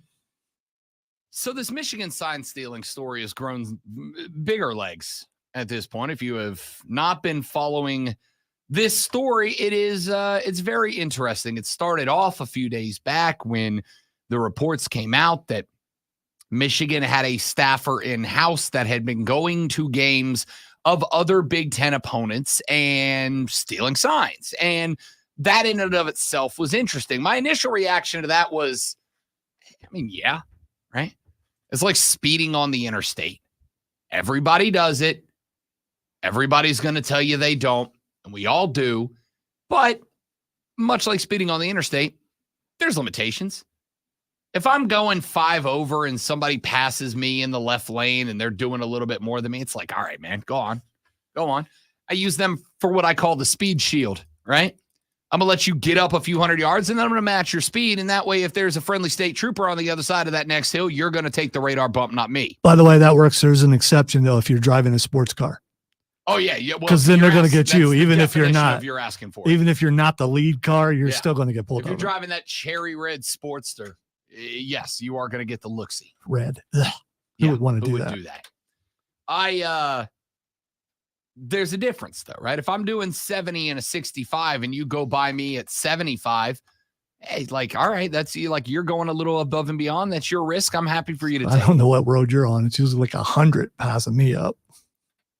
If I'm doing 70 and a 65 and you blow by me at the century mark, that's the spot where I'm getting on the horn, dialing star SCHP or whatever. No, you're not. Are you? 100? Are you really? If you are going 100, yes.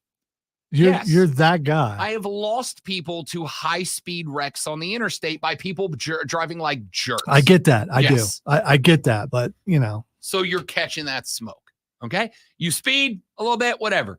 You do 80, I'm like, all right, about borderline, that's fine. You go by me by 100, yep, that's where the cops are getting involved, right? Because you're unsafe at that point. Anything goes wrong, you're hitting somebody else on the interstate, all right? Driving to Charlotte not too long ago. I went up to Charlotte for... Speaking of Charlotte, we have a guest in the next. Yes, we do. Will Palaszczuk, voice of Charlotte FC, is going to be joining us here momentarily. I went up to Charlotte a couple of weeks ago for... whatever I went up to Charlotte for, I forget. Anyway. Illuminati meeting. Yes, that's it. On the way up to Charlotte. Oh, the Burns game against Huff High School. That's what I was up there for. About a third of the way up through Charlotte, you go through the Death Chute, which is where the interstate has the concrete barriers on both sides, and they are like on the barrier, like on the roadside. You know what I mean? There's 8 inches of margin for error there. And a guy was weaving in and out of that at like 85. 95 on open interstate, not a big deal. 85 through that part of the interstate, you're a psychopath and you're putting other people in danger. Because if you start ping-ponging off of those concrete barriers, you're taking somebody down. Now, Texter said, Alonzo really shocked that Liberob is a narc. I'm not a narc unless you go bananas, all right? I don't think that's exclusive to any political party. Yeah. I think if you're a narc, you're a narc.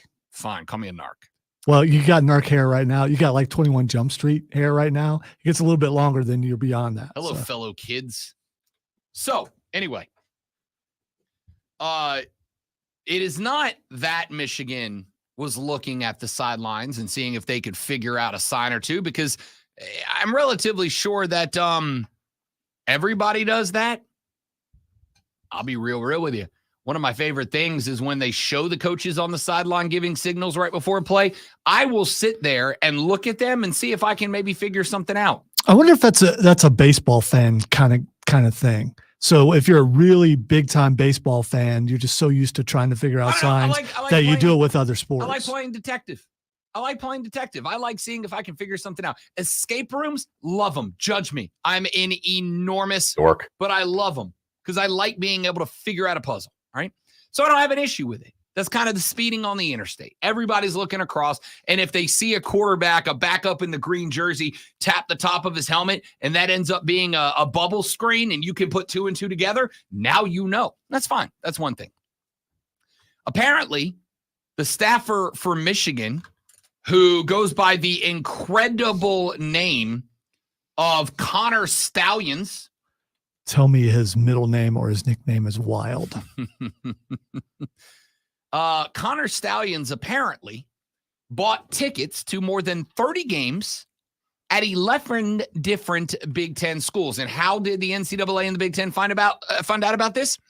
Because those 11 Big Ten schools went through the records and went, oh yeah, that dude bought tickets in his name to our home games. But then it gets better. Not only did he buy those tickets, but to those games, he bought tickets on both sides of the stadium, looking directly across at the 2 opposing teams. And then Connor Stallions, because, buying the tickets in his name, clearly a supervillain genius here. Connor Stallions sent other people to these games who are now caught on video holding their phones up and recording the coaching staff for the entire football contest. I am curious, when those other people showed up, did they also go by the name of Connor Stallions? No, I don't know. I have no idea. So, the scope of the University of Michigan's alleged sign stealing operation not only includes video evidence of these people using prohibited electronics to steal signs, but also apparently includes a paper trail that leads into the offices of the University of Michigan Athletics Department. Ladies and gentlemen, I got news. If that paper trail leads into the Athletic Department office, it's getting connected to the coaching staff. There's no way it doesn't. Jimmy, what you been doing? I got asked a question by my baseball co-host, Cody Decker, last week. Could Jim Harbaugh end up back in the NFL? And my answer now is, because if this gets tied to Harbaugh coming off of that 3-game suspension from this season because of what happened during the COVID year, Jim Harbaugh is not getting a slap on the wrist. He's catching a Sean Payton full-year suspension. So Jim Harbaugh to the Panthers next year. I don't know about that, but to the NFL for sure. The NCAA is expected, by the way, from those other 11 Big Ten schools to receive more video evidence of illegal technology used in scouting tied to tickets purchased by Stallion, according to sources, says ESPN.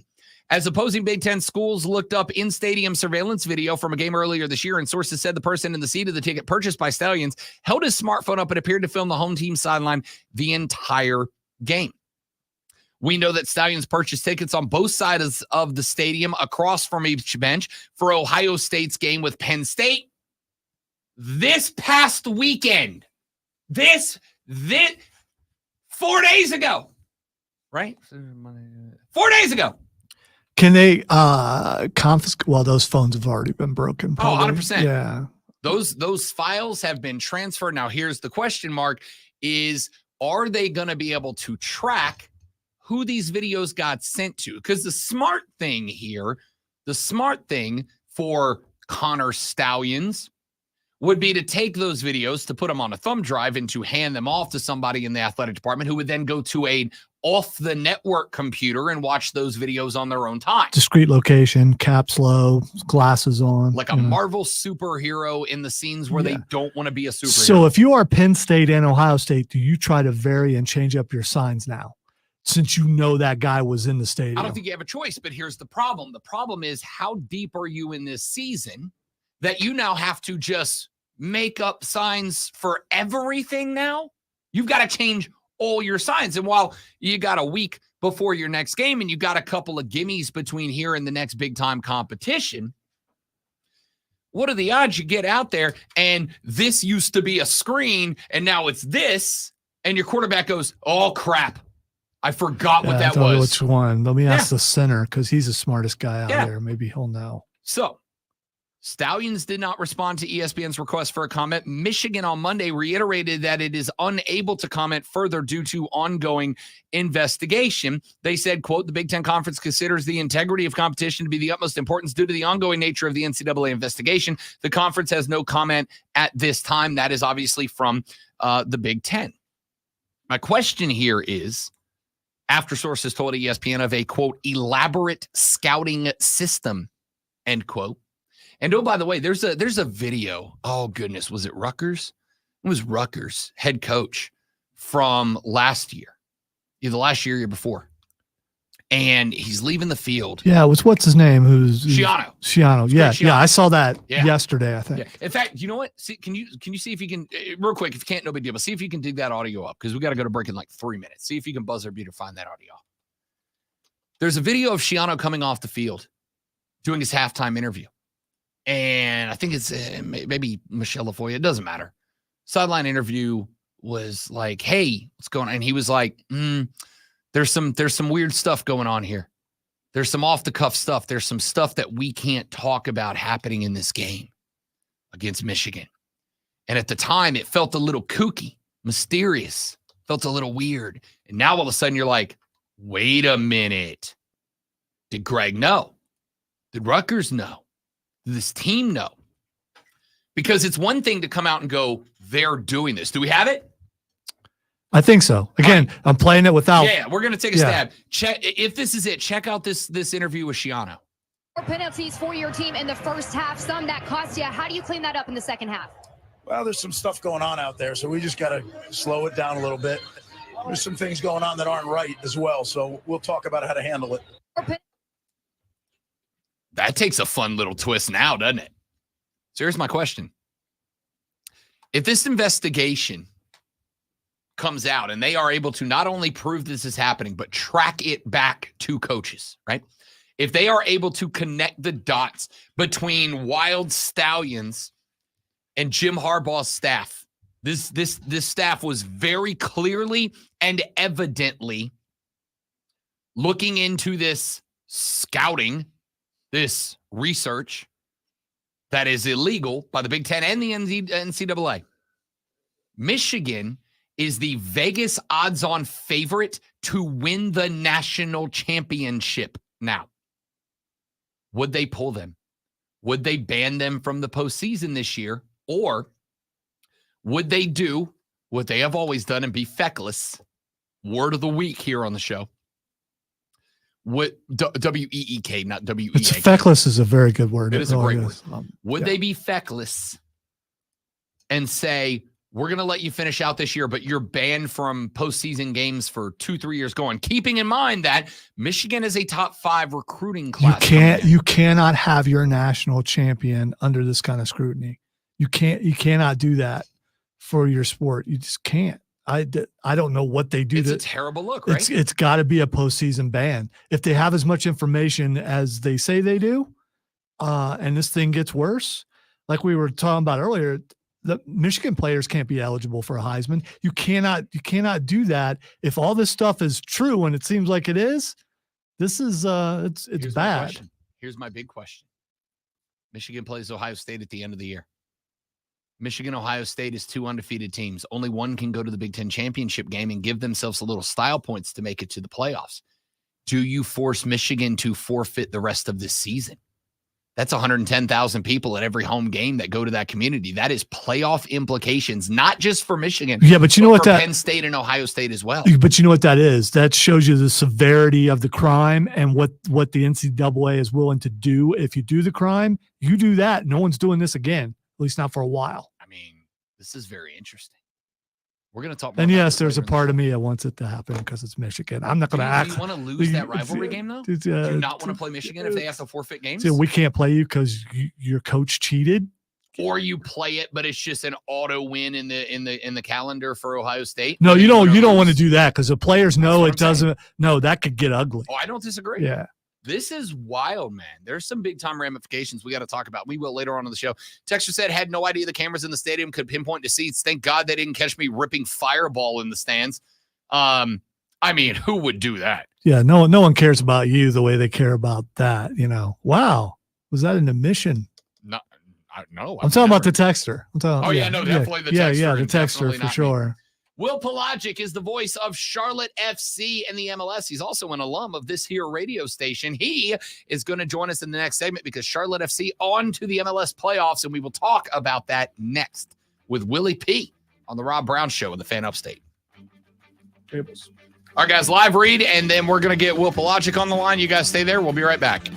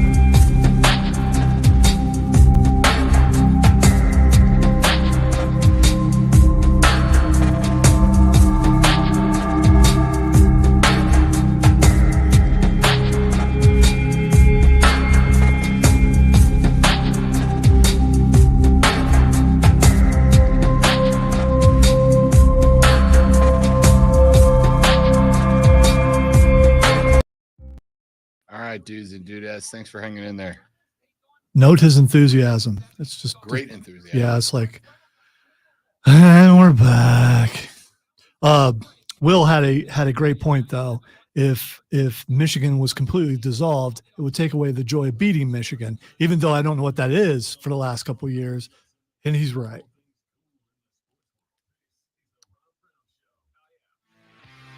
Oh yeah.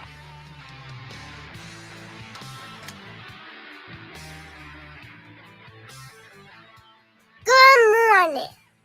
Good morning. Once is enough. Welcome Good back. morning. The Rob Brown Show is on your radio. It is the Fan Upstate, ladies and gentlemen. It is playoff football time in Major League Soccer, and we are now honored to be joined on the radio broadcast by not only the voice of Charlotte FC, but perhaps maybe more illustrious, an alumni of this here radio station, Will Palaszczuk, joins us here on the show. Willie P, what's up, big fella? What's going on, Rob Brown? I miss a lot of things about the Upstate. I do not miss Woodruff Road. That's about it. I will tell you there's nothing to be missed. It is, in fact, probably worse than you left it, pal. I can confirm it's worse. Wow, what a mess. What a mess. Yeah. I mean, you're right. There are many things to miss.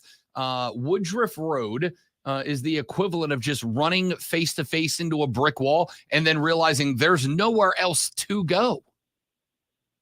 I'd rather open mouth kiss a toad than be on that road ever again. I'm not mad at that. That is the correct decision. Will Palaszczuk is the voice of Charlotte FC. Charlotte knocking off Inter Miami and Leo. And I got to tell you, first off, Will, what was the atmosphere in that stadium? Because I know, I've actually not made it, and I'm very upset to say, to a Charlotte FC match, with the exception of when Chelsea came to visit in that friendly last season.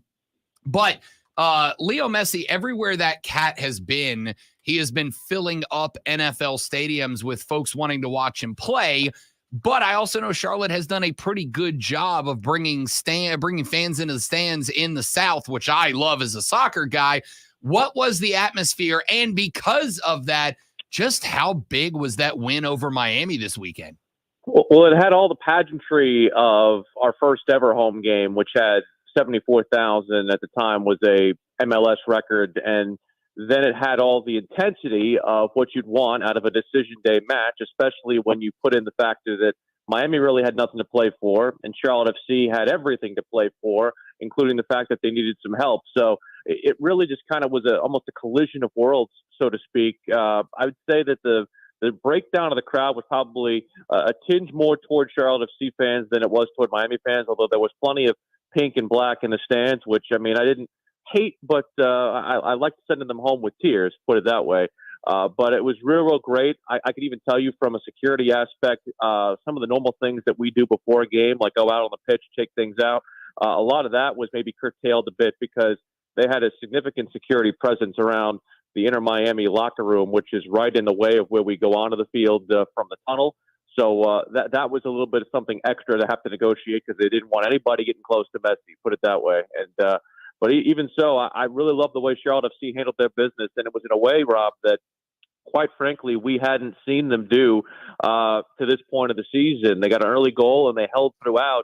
If you followed Charlotte FC, their late game, I would say, drama has very much not been short. They've had a lot of unfortunate situations where they've relinquished leads, relinquished tie scores in order to unfortunately change the result. So I really loved Charlotte FC's resolve. I love their ability to defend. And one thing that Ashley Westwood told me yesterday that I found somewhat fascinating is that they've lightened the load on the back line by doing a lot more of the heavy high press. And it's not only created greater chances for them in the opposition half, but it's also helped them gain a bit of I would say, freshness in the latter parts of these games because that back four is not having to defend nearly as strenuously as they may have in the past.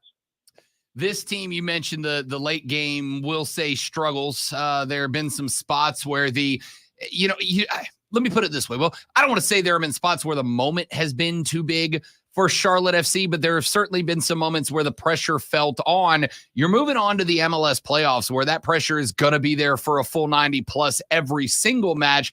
What has been the mentality? Because I think there's only 3 losses in the last 3 months, but the ones that have come have been those kind of late game breakdowns. So when you know MLS playoff pressure is going to be there as much as it is in any regular season match, has there been a shift in mentality? Has this squad learned a little bit from those moments to be able to handle the pressure in the playoffs?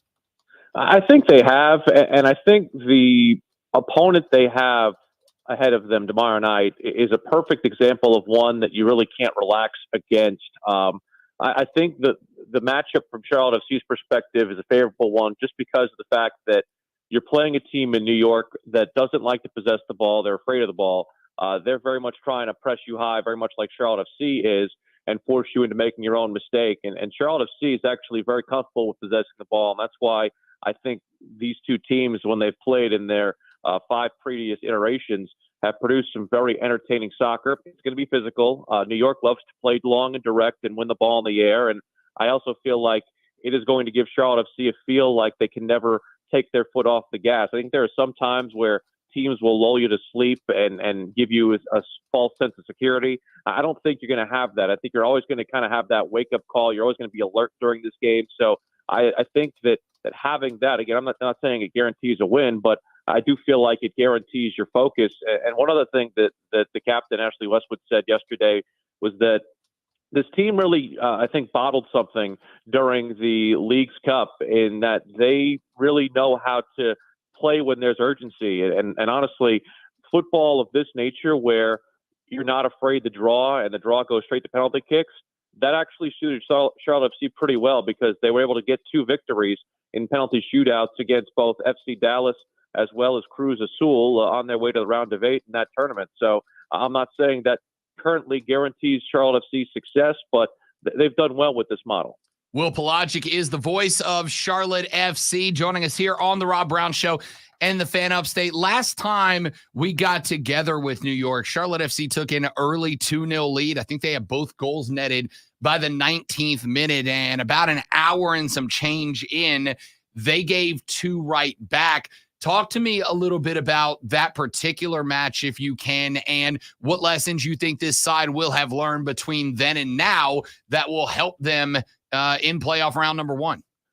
Well, the thing that's doomed Charlotte FC a lot of times, it isn't even really the organizational aspect. It's what I would call individual errors, and the way that Christian Lattanzio likes to play. I mean, if you watch Tottenham Hotspur play in the Premier League, the models are very similar. I wouldn't say they're like for like, but it basically is a lot of zonal man marking, and as a result, if one person doesn't hold their spot, it allows other people to come back in behind, and that's unfortunately been something that's a bit of a bugaboo from Charlotte FC's perspective this season. And I also feel like you have a scenario where on Saturday, I should say, they actually were probably a lot more man marked than zonal marked. So maybe that's a change in philosophy from Christian Lattanzio with this group. And the other thing too about that game, Rob, is it was so long ago. I mean, I feel like the Red Bull game is ages and eternities ago. I mean, that's before they got Breck Diahare, that's before they got Arfield, before they got Yara Ornin. So a lot of Charlotte FC's summer transfer window insertions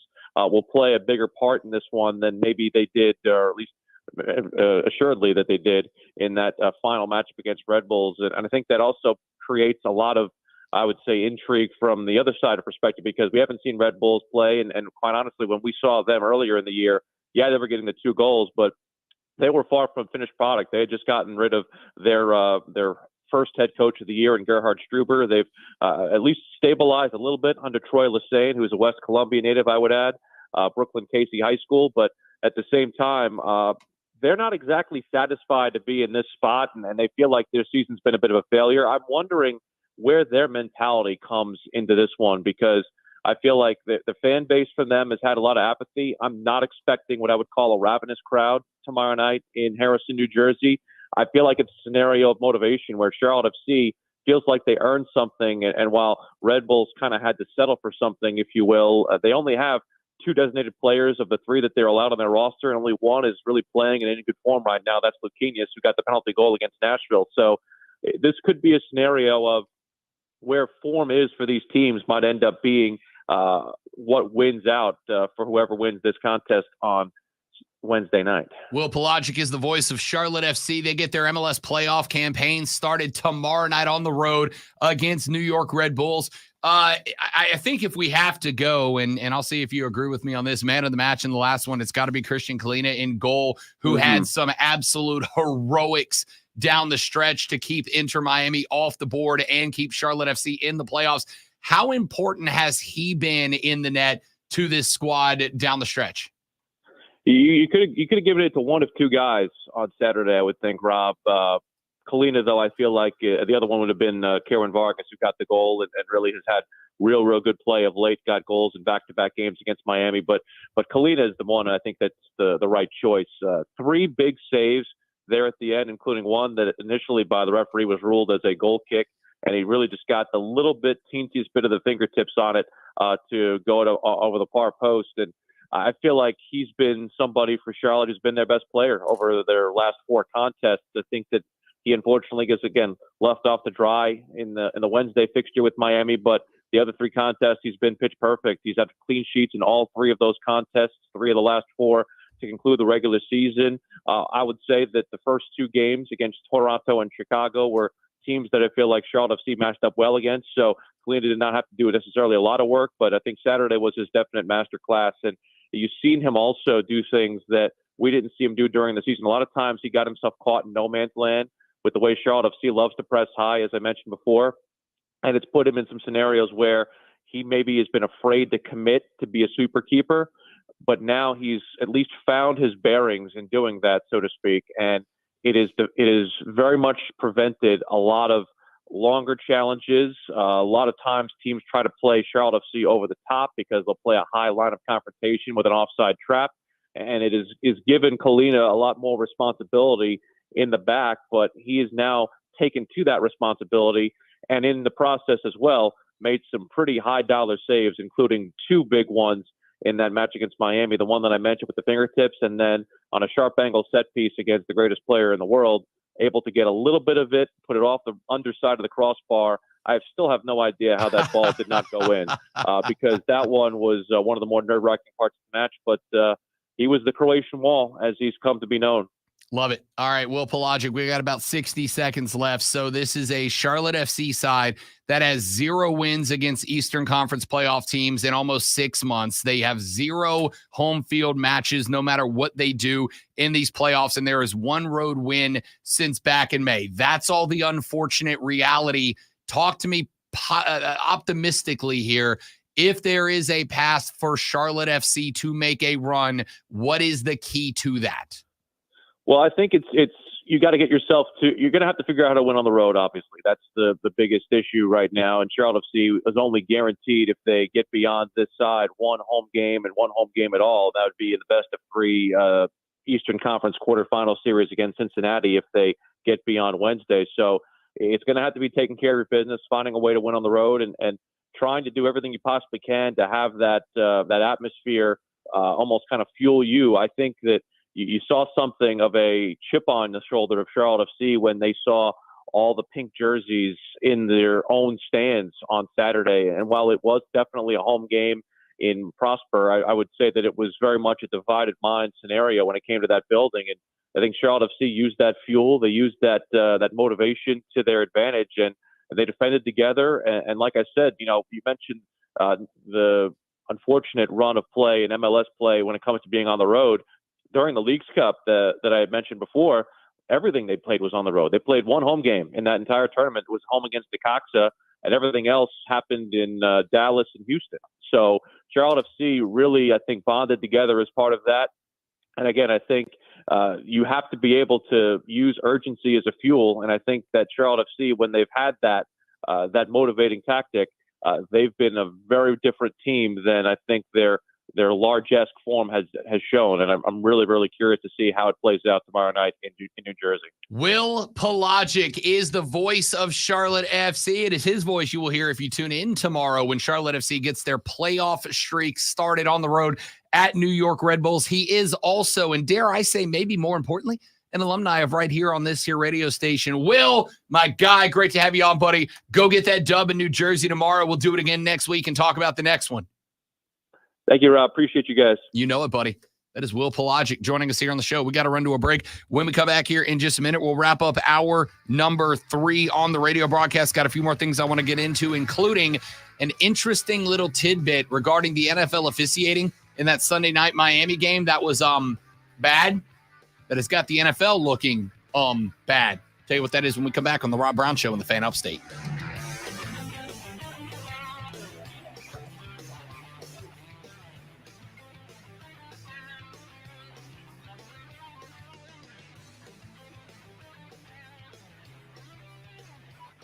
We'll see if Lonzo's logic that soccer talk makes things break is correct.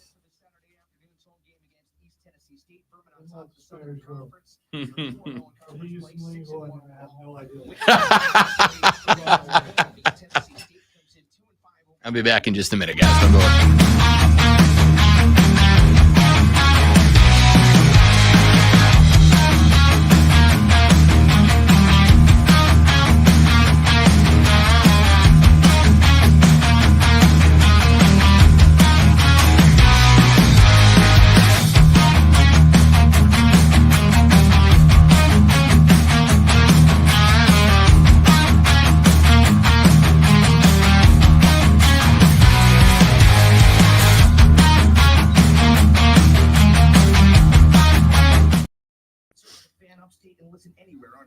I'm Chuck Sanders with the Sports Flash on the Fan Upstate.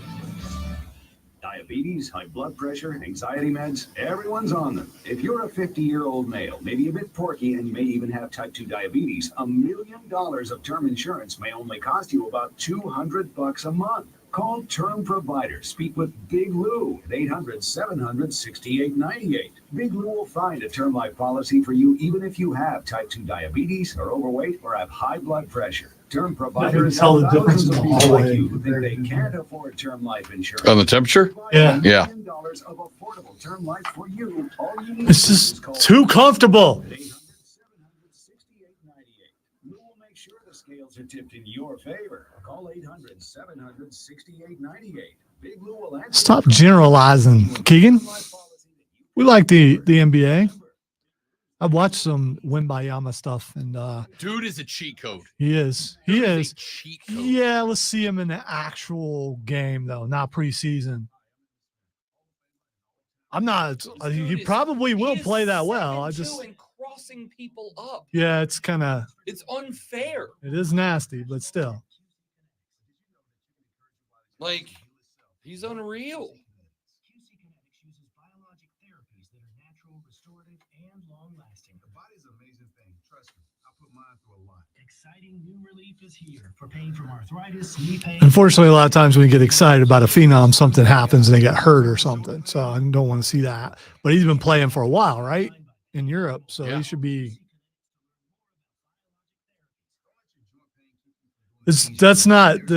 That's wrong, Keegan, but it's close. You have the same problem that I do. It's just there's just like a letter that's wrong. Yeah, I don't know what etagram you're going there for, Keeg.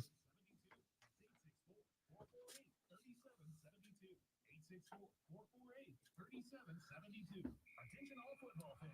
Are you ready to experience MVP treatment in banking? Look no further than I think Rob's the only one that gets it, which works for him. You know, being the only one that can say it, because I can't. I keep trying. Every week I think I got it, and I still have to now look at the rundown to write it down correctly. TMFINR. It's easier if you say it in your head. Do you cuss in your head? That's a genuine question. No. No? Not even in your head? When you hear say MF, like you just I just click? see dude, I just see letters. I'm not trying to Okay. figure out what the letters are. I'm not. If I were, I probably could figure it out a lot easier. Too early to be figuring out what that is.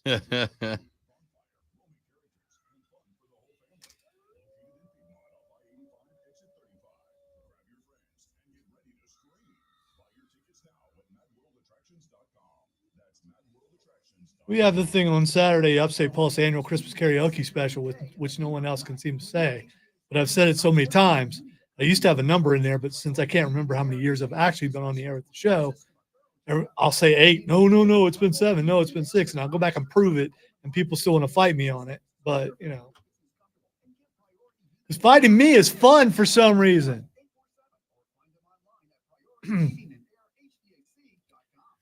Yes, because I am a zombie, Steven, especially today, which is weird.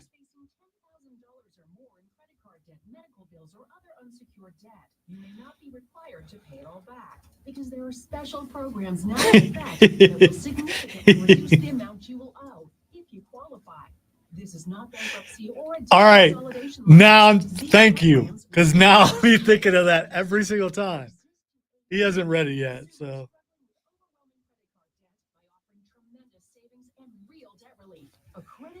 I believe when he does read that thing that he also will think it's funny. Right now, me speaking, all I hear is blah, blah, blah, blah, blah, blah. Must concentrate on what typing is doing now. Well, I'm setting up. I got to get stuff fixed before Burns Friday, and we're in the midst of taking care of that. All right. That massive Frenchman right there is not real. I got it now, because I'm going to be thinking massive Frenchman every single time. Skrilla, to answer your question, I just want to see the Phillies lose. I don't particularly care when it is. It would be fun to see it in like Game 7 of World Series. So you're not going to root for the team to beat your team? No. Are you going to root for Michigan to win the Natty if they beat Ohio State? Absolutely not. Thank you very much. But they're not winning this year because they're not even going to be in college football anymore. Just in college football. All M's will be struck they shan't from exist anymore. Yeah, no more M's in college football. So if you're in Minnesota, it's going to be Minnesota. The M's are just going to be gone. They've besmirched the name and besmirched it of college football. Maize will also be stricken from the color palette. No more maize. You can't get rid of blue, though, because, sky is blue.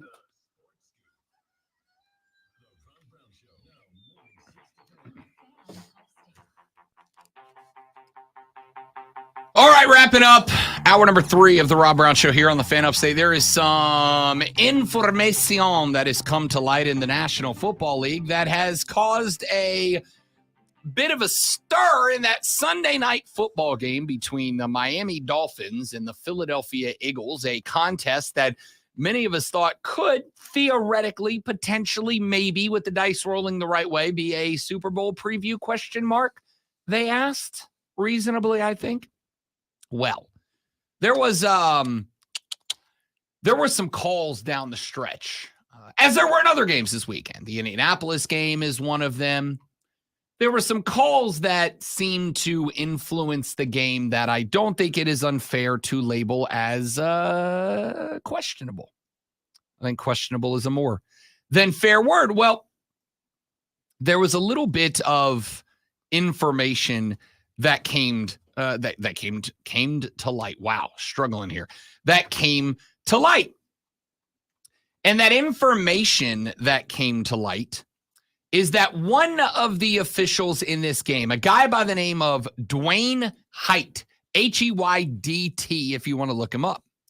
Dwayne Height was the umpire on the crew. That's the white hat. That's the guy in charge, the dude who makes the calls, makes the signals, etc. Well, in that game, Dwayne Height made critical calls in multiple spots in the game, including a hold that took a touchdown off the board for Miami and a roughing the passer penalty on Christian Wilkins that gave a first down in a very interesting spot for the Philadelphia Eagles. Well, it turns out there's a couple of things going on right now. Number one, Dwayne Height is a Philadelphia native. Dwayne Height grew up about 6 miles away from the current Lincoln Financial. Dwayne Height grew up an Eagles fan. Noted. Now, that in and of itself is not the end of the world. There's a lot of referees who grew up in the shadow of NFL stadiums who had a favorite team who are still able to turn in a decent game.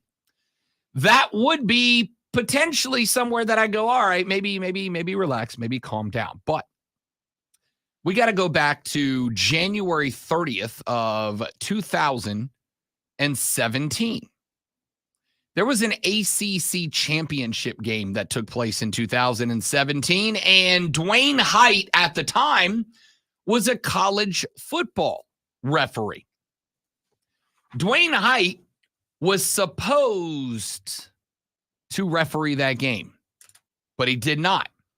He did not referee that game because due to what was eventually deemed unethical officiating choices throughout the regular season, the ACC suspended and removed Dwayne Height and his crew from said ACC championship football game.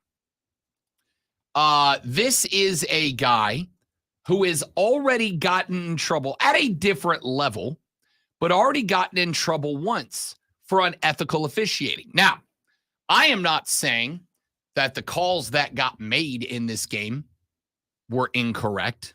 They were. But I'm not saying that. What I am saying is this is a real bad look for the league. It is a bad look for the league when you have a longtime Eagles fan who has already been suspended once in his career for unethical officiating to be officiating an Eagles game and to come up in a second half, by the way. Second half fun stat for you. In the second half, the Miami Dolphins were called for 8 penalties over the course of the back 30. You know how many calls won against Philadelphia in that same stretch? 0. None. Nada. 9. Now, is it possible that Philly was just playing a real clean game and Miami was super duper dirty? Sure, it's possible. Anything's possible. Is it likely? No. Not really. Not really. It's not likely that one team committed 0 penalties and the other committed 8 because one team is just super disciplined and the other is a mess. Especially not Mike McDaniel's squad, a team that has not been penalized that often this year. At least not in high-pressure spots. They've been a pretty clean football team by and large. So, this is when people wonder why it is that some of us are all in for going robo-ump as soon and thoroughly as possible. This is why. Now, robo-umps in football are not as easy as it would be in baseball. Because in baseball, 90% of the calls are not subjective calls. It's either a ball or a strike. There is no gray area where it could be a ball or a strike, or at least it's not supposed to be. There is with human umps. It's either a ball or it's a strike. It's either letters to chest or letters to thigh and inside or outside the black. It's a strike or it's a ball. And a guy is either out or safe at a bag. There's no subjective thought here. Either the tag is good or it's not. The runner is out or safe. In football, there's a lot of subjectivity. A holding call to one dude might not be to another. Now, I do think it becomes part of what the NFL needs to do a better job of defining these things, because I think we as fans, fair, foul, it's up to you, have accepted that subjectivity is part of the game. But it is part of the game. Here's what I will say.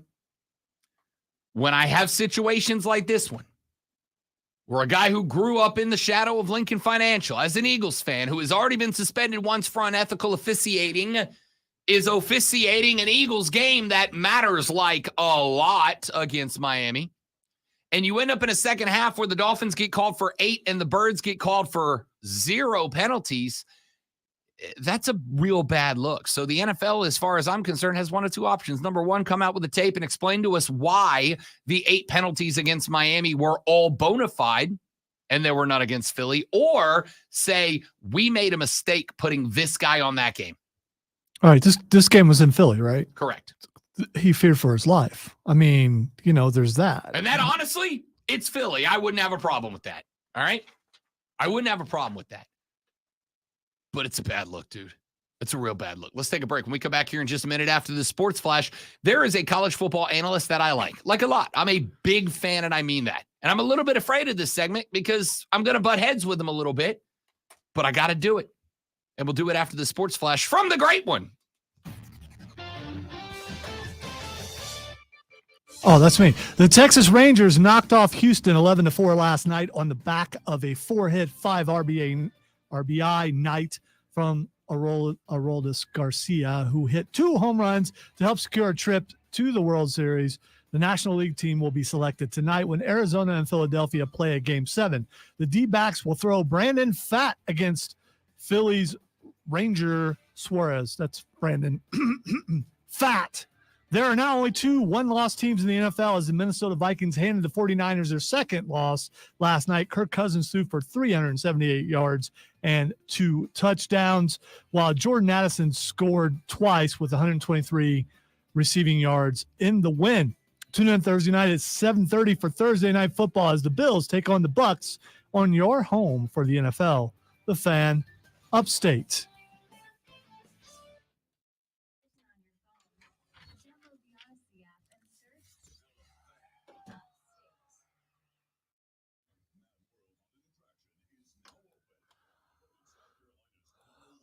La la la la la la la la.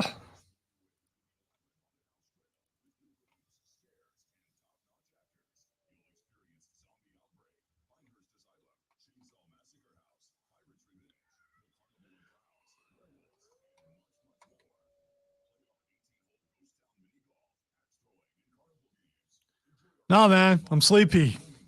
This hit me hard today for some reason. I don't know why. Thanks for asking, though, Stephen.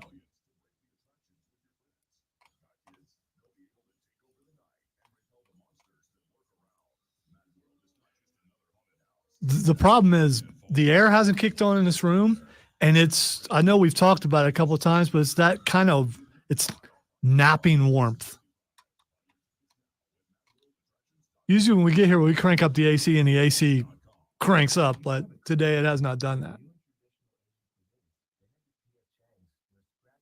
There's probably a 10 to 15 degree difference walking out into the hallway.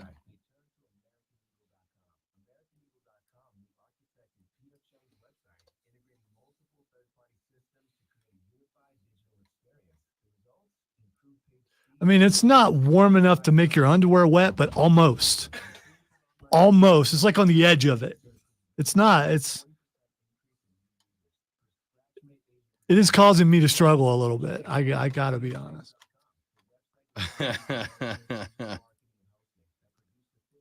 I stammered a little bit on that last one, but. So. I am not a professional orator. I went to the restroom there during the break. Did you like stay in there because it's so cool? No. I got out of there as quickly as I can. Because, you go into a community restroom and people do what they do in there. Occasionally you're going to hear people doing what they do in there. And so I went in there, and it's not that I don't expect to hear the occasional plop. You just do. It's a community restroom and people got to go. It's one thing to hear the occasional plop. Maybe somebody breaks a little wind while they're in the process.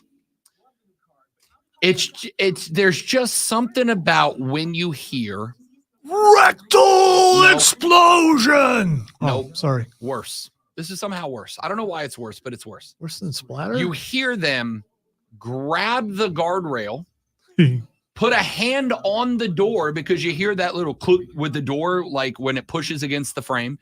And you hear not just the, but then you hear the plop and you mean the relief? The full spectrum. Hey, the whole process. You should be happy for them. Audible. Yes, they went through a struggle. You should be supportive. Like, good on them for having that moment because you should have said, "There you go," and it's just some applause as you leave the. Correct. Going full Dumb and Dumber in there. It was like, I'm super happy that you had that relief and that moment in your life is past, because I know that's a tough spot to be in. It wasn't for you last week, but no, it was real easy for me to get through those. It was just like it was like you're almost done before you even sit down. Going through. No, it's like the opposite of that, James. No, correct. Yeah, it's like ate a whole block of cheese. It sounded like they were passing a cinder block, is what it sounded like. Okay. All right, I'm going to be jumping to the sound clips here. Okay, QC in the first break. Okay.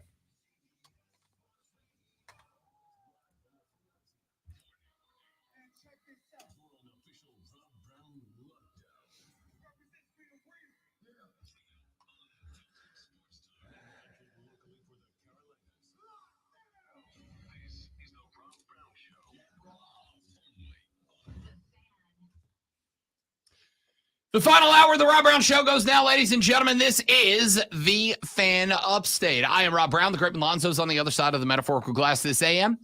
Should you elect to be a part of the radio broadcast, you are, of course, more than welcomed. You are encouraged to do so by giving us a buzz at 844-326-3663. 844-326-3663. You are also welcome to hit us up on the madworldattractions.com text line at 71307, 71307. Start your text with FAN, F-A-N, FAN, F-A-N, and we'll read them on the air. Let me begin this topic by saying that despite what I know for a fact some of you are going to claim to the contrary, I am not about to say what I'm about to say to pick a fight. I'm not. I want you all to know, and I mean this sincerely, and I think Lonzo can attest because he comes in at least twice a week to me watching the videos dropped on YouTube by Josh Pate. I am a fan, and I mean that sincerely. He's an excellent guy, by the way. All my interactions with him have been awesome. I have never heard a crossword. I have not had the pleasure or privilege to speak to Josh Pate yet, but I am a big fan. I watch multiple videos of his a week. Sunday night, one of the last things that I watch before I call it an evening is his Sunday night reaction videos. On Tuesday, I watch his prediction videos. I think the guy here's how big of a compliment I can pay him, and I mean this, he knows ball more than me, and I know ball. I like this guy's content. I like his material. I like his attitude. Josh Pate is an incredible college football analyst. Okay? Let me make that abundantly clear because some of you are going to accuse me of something in a minute, and that's fine. But I'm saying before I say a word or play audio that I like Josh Pate a lot, and I think he does a spectacular job. I mean this on the forefront of college football coverage. Josh Pate is inside of my top 3, without a doubt. He is up there. He is better than Paul Feinbaum, in my opinion.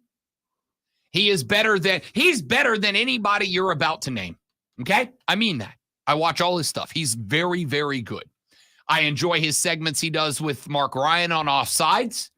I go out of my way to listen to those segments.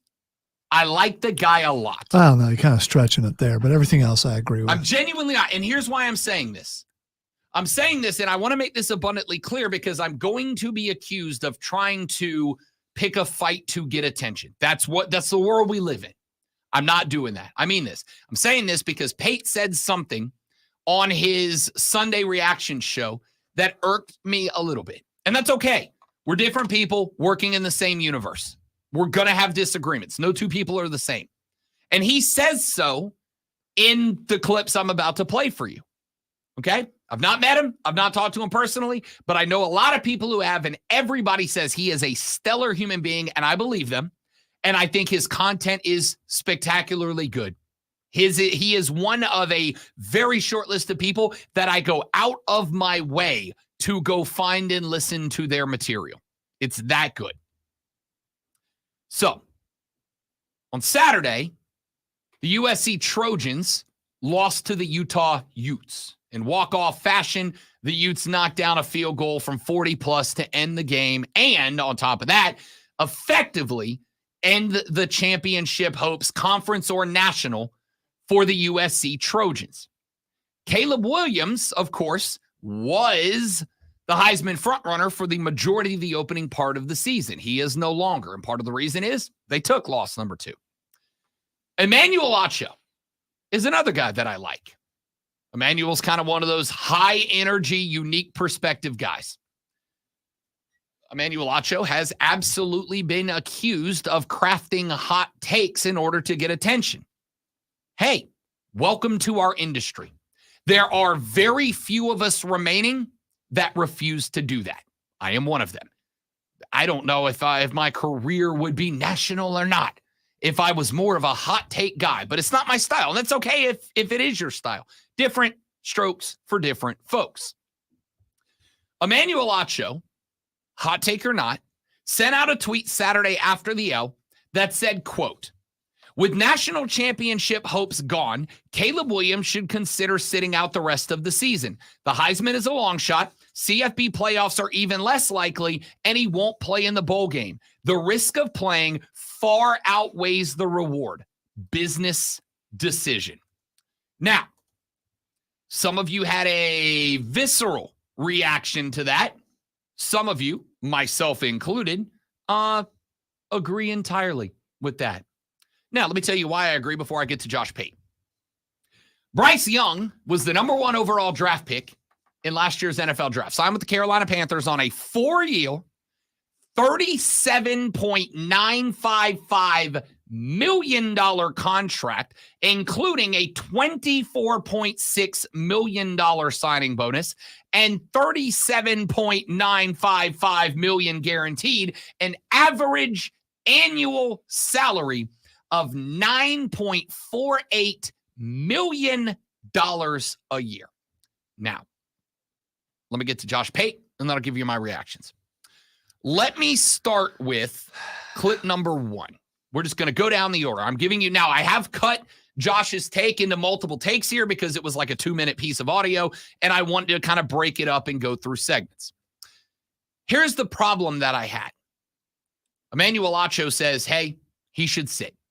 Because here's a shocker, Caleb Williams is going to make more money than Bryce Young. His contract will top $41 million a year. His annual salary will be $10 million plus a year. How much is his NIL right now? It's not $10 million a year. There was a time where I would have said, hey, sit, get ready for it's a business decision. But if you're already making a lot of money, you're just sitting out for a raise. That's all you're doing. Here's the thing. I promise you his NIL is not $11 million a year. Okay, it's just not. Even in LA, go down there and tell the boss, hey, I want a raise. I'm shutting it down until I get one. His raise is going to be millions upon millions of dollars a year. Forget the contract. Forget the fact that his contract is going to be worth north of $40 million for 4 years of work. I promise you he's not getting that at USC. Just a raise. So you can poo-poo it however you want. Lonzo. Oh, it is being poo-pooed. If they came to me right now and never mind, I don't need to get into that. It's silly to think that this is not a business decision. It's a silly thought. Sorry, respectfully. It's a silly thought. Yeah, okay? and you'd be wrong because obviously I'm not the only one who thinks that. Okay. Let me tell you why Josh Pate thinks it, because you think it for different reasons. Okay? You're on the same train, but in different wagons. All right? So yeah, I'm probably on the caboose, you know. Bryce Young, 4-year, $37.955 million, all of it guaranteed. $24.6 million on top of that is a signing bonus, an annual guaranteed contract of almost $9.5 million. Now, let's start with Pate and his thoughts on Emmanuel Acho. Not everyone who covers this sport loves this sport. And not everyone who works to cover this sport views it as a destination. It's just a springboard. It's just a rung on the ladder. And neither of those things in and of themselves are morally wrong. If you don't love covering this sport, that's fine. My advice would be don't cover the sport. And if you don't view this as a destination, that's okay. I'm all for professional advancement and you pursue your passions. Okay. Let me tell you what I have a problem with here out of Josh Pate. A guy that I like, respect, and think does an incredible job. Just so you don't hit me in with the out of context, Rob's trolling him, because I'm not. That is gatekeeping. Well, if you don't feel that I do, what it means is that it doesn't mean the same thing to you. What it means is that you don't love this sport like I do. What it means is, because he uses the word casuals to describe people, right? In just a minute, you're going to hear him refer to the 95% as a way to build up his audience as you are the real college football fans. And the other people who like other stuff, they're the 5%. They're the casuals. They're the people that don't matter. It's gatekeeping, not just the sport. Because whatever, if you want to talk to your fans that way, I get it. That's an old radio trope, right? The problem that I have is that he's coming after people in this industry. He's coming after people who do the same job as him.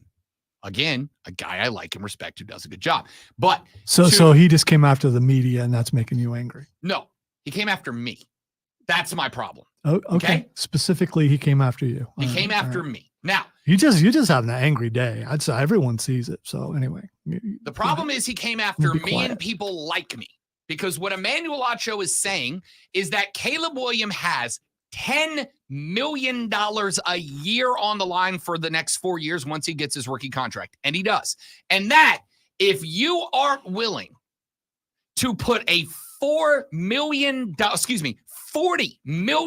contract on the line for college football, you don't love college football. I'm going to tell you right now, if somebody came to me and gave me a contract, just one contract for $40 million, and for $40 million, I was never allowed to watch college football again, I'm gone.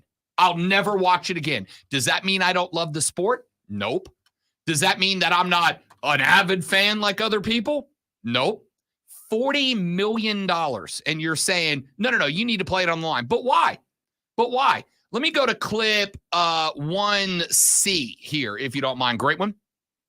This is Josh Pate, who is very upset with folks in the media who have had the audacity of telling players, not every player, just the players who are top tier draft picks, that they should think about sitting out and saving their NFL career.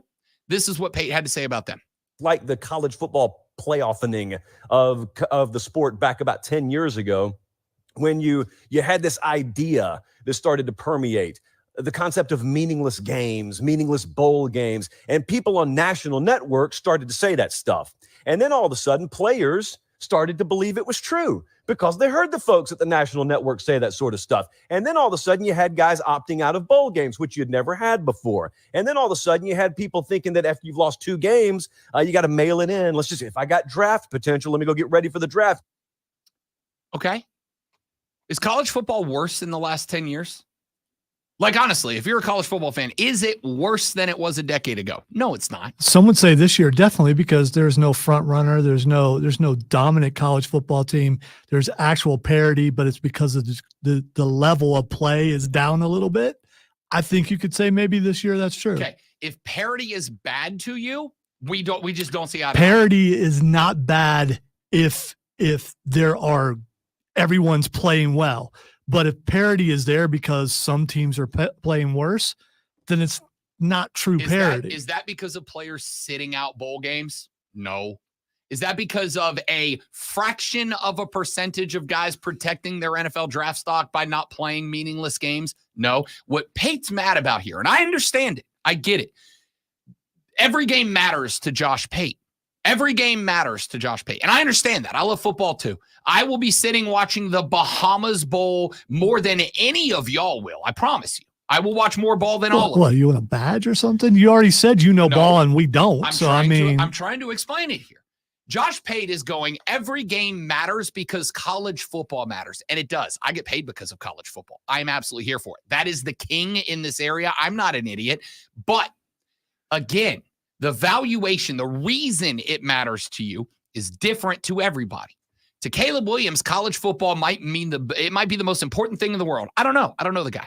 But to Caleb Williams, college football likely is a jumping off point to the NFL. Why? Because of $40 million 4-year contract. So for him, playing in a game at the end of the year against Washington State, that if USC wins, what does he get? Versus making sure he doesn't pop an ACL and lose a first-round draft pick status, that is the most important thing. And to say that you loving college football is more important than Caleb Williams' long-term financial future is not cool.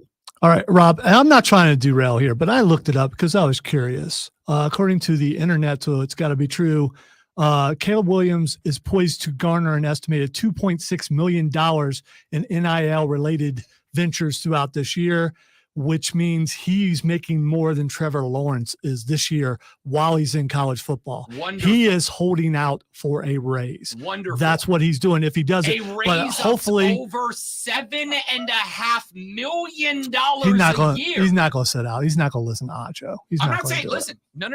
This isn't about that. I don't care what Caleb Williams does. If he wants to sit, I got his back. If he wants to play, I got his back. I don't care. What I'm saying is Josh going after Emmanuel Ocho for saying a business decision is the right move here, and that means he doesn't love college football, where, Emmanuel Ocho got famous by being a very good college football player before he became an analyst. It's gatekeeping, and I don't like it. But Pate's not done. There's a few more things here. Let me go to clip 1D, because this is the one that made me go, I've got to say something about this.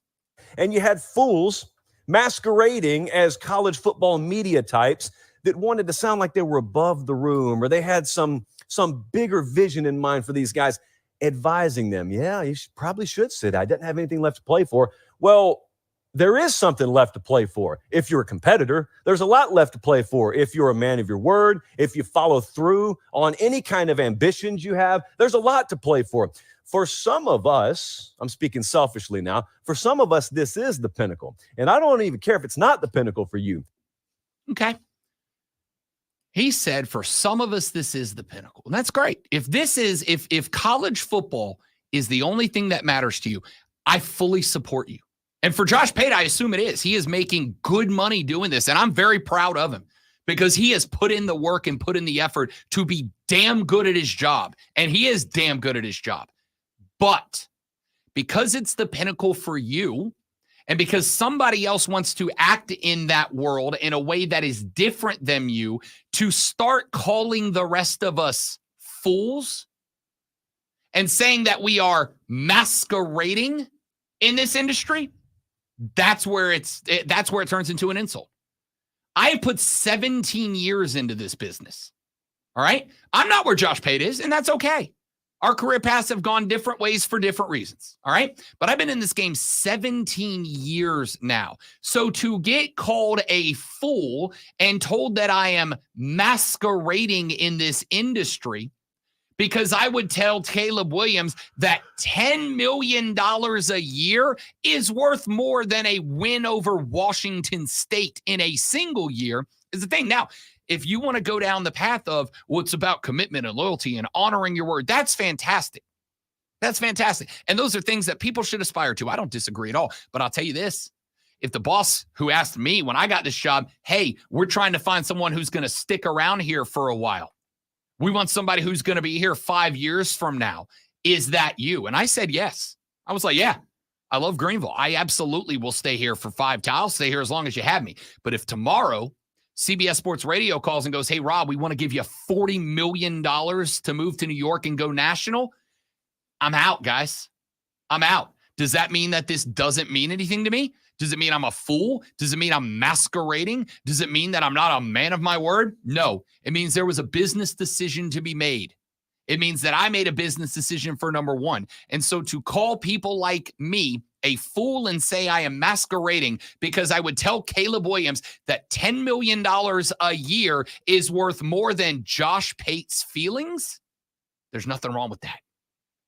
That being said, Josh, and I mean this, you are doing a hell of a job. I love your stuff. I am in your audience on Sunday nights. I'm in your audience on Tuesday. I will continue to be. I love everything you're doing. Keep it up, dude. You have my full support. This is a bad take. 90% of what you're doing is fantastic. 8% of it is really good. And 2% of it I disagree with. It is what it is. Keep it up, Josh. You're fantastic. And I mean that because I'm a man of my word. Back after this on the Rob Brown Show in the Fan Upstate. You see. All right, guys, quick live read right here. We'll be right back.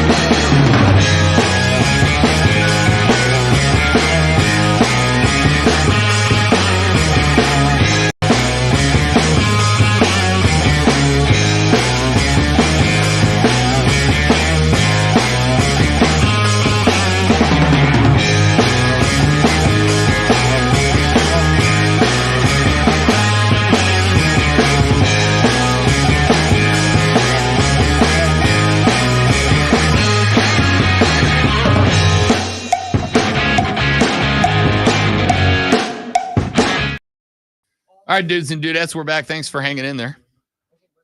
Can I boot for $100,000? You can call me whatever you want, and I'm good with it.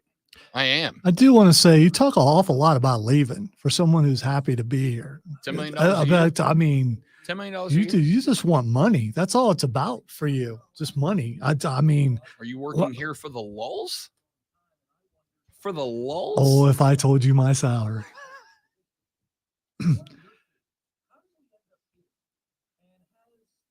Sean believes that if the coach would have put him in senior year, that he would be. That's not true because I didn't get put in my senior year. So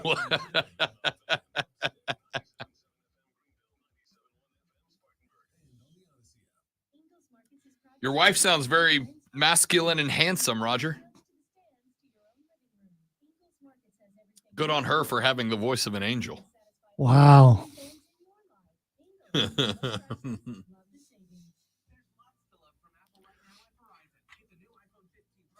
Kobe. Wonder how that decoder works. I mean, so one guy exclusively there to do the decoding, right? I mean, I got to think, right? Like he's Coach, watching. they're doing this play. They're doing, Coach, they're doing this play. No, I would think that guy's probably got like so. Bring it up. Brad Crawford of 24/7 put up a picture just seconds ago that I'm going to share with you all now because we're going to talk about it coming up here in a second. If you look over on the right-hand side of your screen, let me take the Rob Brown Show logo down.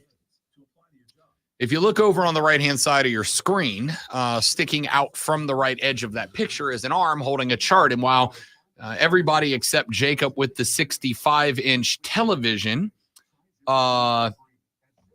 may not be able to see it, for those of you that can't, it is what appears to be a laminated play chart that has silhouettes of figures doing hand signals.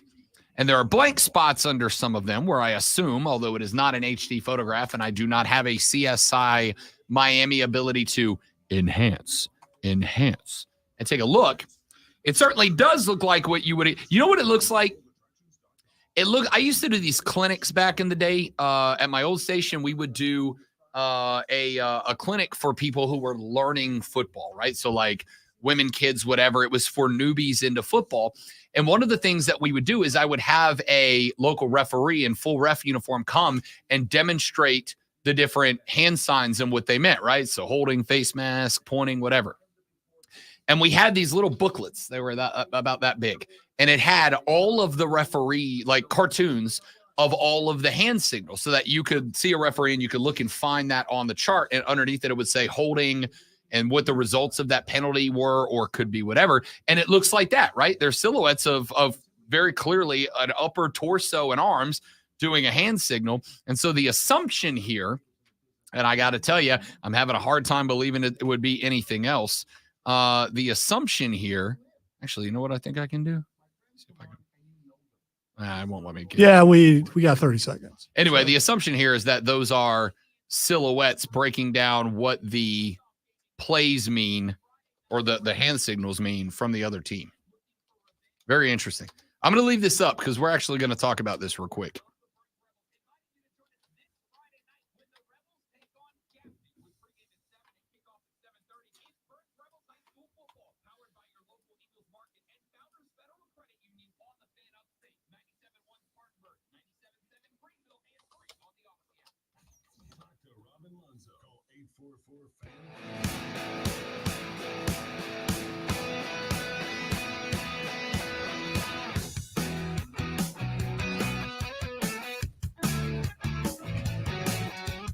The Rob Brown Show on your radio. It is the Fan Upstate. I got a couple more things that I want to get to, but Lonzo has just put something in front of my eyeballs that I really would like to talk about. This Michigan sign stealing story is super intriguing to me, ladies and gentlemen, not because of the super secret spy work that the Wolverines are potentially doing in order to make all this happen. Not so super secret anymore. Not anymore. It's the biggest story in college football right now. Absolutely. Yeah, gotta be. Because the repercussions could be huge. Yes. Could ripple across all of college football. I agree entirely. So remember, John Harbaugh sat down the first 3 games of this season due to recruiting violations that took place back during the COVID year. He had to sit those 3 games. Michigan was more than happy to accept that penalty because they didn't play anybody worth a crap until week 5. So they were fine with it. Well, the sign stealing scandal rolls on. There were more reports that came out yesterday that there were 11 Big Ten schools across 30 games over the past couple of years that a Michigan staffer who has since been suspended, purchased tickets to, sent other people in his stead who then utilized technology illegally in order to film, record, and log the coaching signals of 11 of the Big Ten teams. And we know that because those 11 teams forwarded their evidence of this happening to the Big Ten. They forwarded it to the NCAA. There's the whole investigation. Well, Brad Crawford of 24/7 Sports just threw up a tweet about 3 minutes ago that he cites Buckeye Huddle's Tom Orr. And it is a picture posted by Buckeye Huddle of the Michigan sideline. There is a referee right in the middle. By the way, super dope referee shirt. It's like, it's not white. It's like a metallic white, like a pearl white. It's kind of a great referee shirt. Anyway, behind that referee is a glance of Jim Harbaugh on the right, along with a number of other Michigan staffers. Harbaugh's got his coaching headset on. There are 2 other Michigan coaches with their headsets on, all lined up next to each other behind the official. All right. I would almost say that this is Photoshop because Jim Harbaugh's mouth is shut. And I didn't know he was capable of doing that. Now, I'm glad you said that word Photoshop because this is where this might get contentious.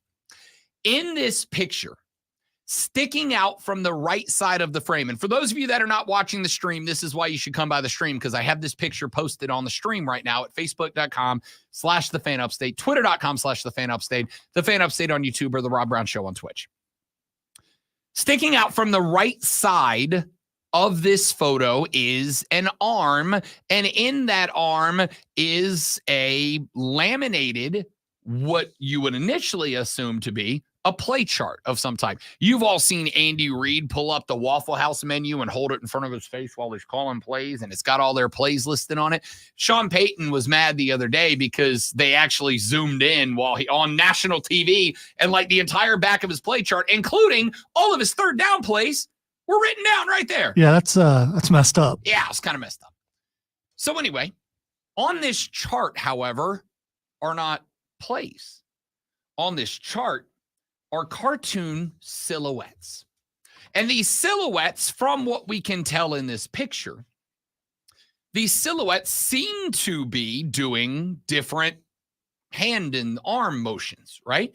You know, kind of like a coach or a backup quarterback would signal to the offense the next play. Or a guy on the front of an Air Force, aircraft carrier would signal for a plane to land, one or the other. But I suspect this guy is not trying to give Jim Harbaugh the intricacies of landing an FA-18 on the front end of the Eisenhower aircraft carrier.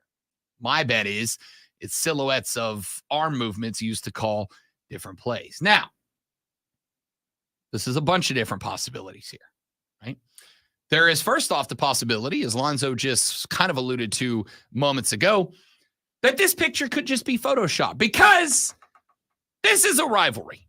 Yeah, this is a rivalry. Lonzo, would you put it past a fun Buckeye graphic design student to take a picture that is just a picture of Harbaugh and the boys on the sideline and Photoshop something into it that would make it look like Michigan was cheating? Because I wouldn't put it past them. I can either confirm, deny, or answer that question. Well, I can confirm, not deny, and definitively answer that question. Of course, some Buckeye somewhere would Photoshop a picture to either mock or genuinely get into trouble the coaching sideline. And the angle at which the arm is entering the photo, and that listen, you could not have framed this thing better short of walking up to the camera and just shoving it in front of the lens. Right? It is perfectly flat and angled at the camera. So where is the camera? I'm assuming based on this angle on the opposite sideline and down some number of yards across the field. Just because I mean, yeah, it's just weird where that photo is actually being taken from, or is this a what you call it, picked from the film? Someone took a clip from the film and made it into Also a picture. Possibility. And also a possibility. Listen, if I was going to Photoshop something into a picture, a document into a picture that made it look incriminating, this is exactly what it would end up looking like. I'm not saying it is Photoshopped. I'm saying this is what it would look like. Because in the middle of all that is, what if it is real? What if that's 100%. Actually it? What if it is? So the second possibility that would let Michigan off the hook here, and they will have to, I think, produce this thing. But the second thing that would bring this is if this is just a hand motion chart of their own plays, right? This might be a chart they give to the backup quarterback, because if you've seen in the past couple of years, the backup quarterback, he'll have on like a green or a red vest, and he will give signs to the quarterback aside from the play call itself. And those signs might tell him, hey, we want you to roll out left, or watch out for that defensive end, or the linebacker is going to come on a blitz here, or whatever the case might be. This may be just a menu of signs to signal to one player or one personnel group or the entire offense of, this is what we want to run, or this is what we need you to look out for, or whatever the case might end up being. But the third option here is that this is indeed a, quote, hand signal decoder sheet. That this is indeed, and by the way, according to Buckeye Huddle, and this comes from Brad Crawford at 24/7. He's the one that put this out, right? So this is not just some random ass Twitter account. This is Brad Crawford. This is kind of a name in the game. Which, by the way, is why I mentioned it to you, because I saw that, and then I looked at the name and was like, oh, okay. Yep. So the other option is, this is absolutely a hand signal decoder sheet that they created and put together after they stole some signs, and they gave it to the defensive coaching staff. And they said, look, if the coach across the way puts his left arm out and his right arm across his chest, that means they're going to go power I run right, or whatever. Okay, by the way, this is just me personally. I hope the guy holding the sheet is actually Stallions. Be great. I don't know who it is. Not for Michigan, it wouldn't. Because again, if I was going to Photoshop a document into a picture to make it funny, this is exactly what it would look like. It's just an arm coming directly from the middle of the frame, holding a document that is positioned perfectly to have a picture of it taken by a camera from the other direction. But what if it's not? We know that the tickets have been bought. We know that people were at the direct direction of a Michigan staffer sent to 11 other teams, 30 other contests. We know that they were recording the sideline. These are all things that have been confirmed so far. So it's not a huge stretch to imagine that if they spent that much time going, all right, we're going to look at all the signals, and we're going to look at, because in a game, it's tough to do, right? Like I said, I love puzzles. I try to do this. When I go to games, I watch the signals on the sideline. I try to see if I can figure it out.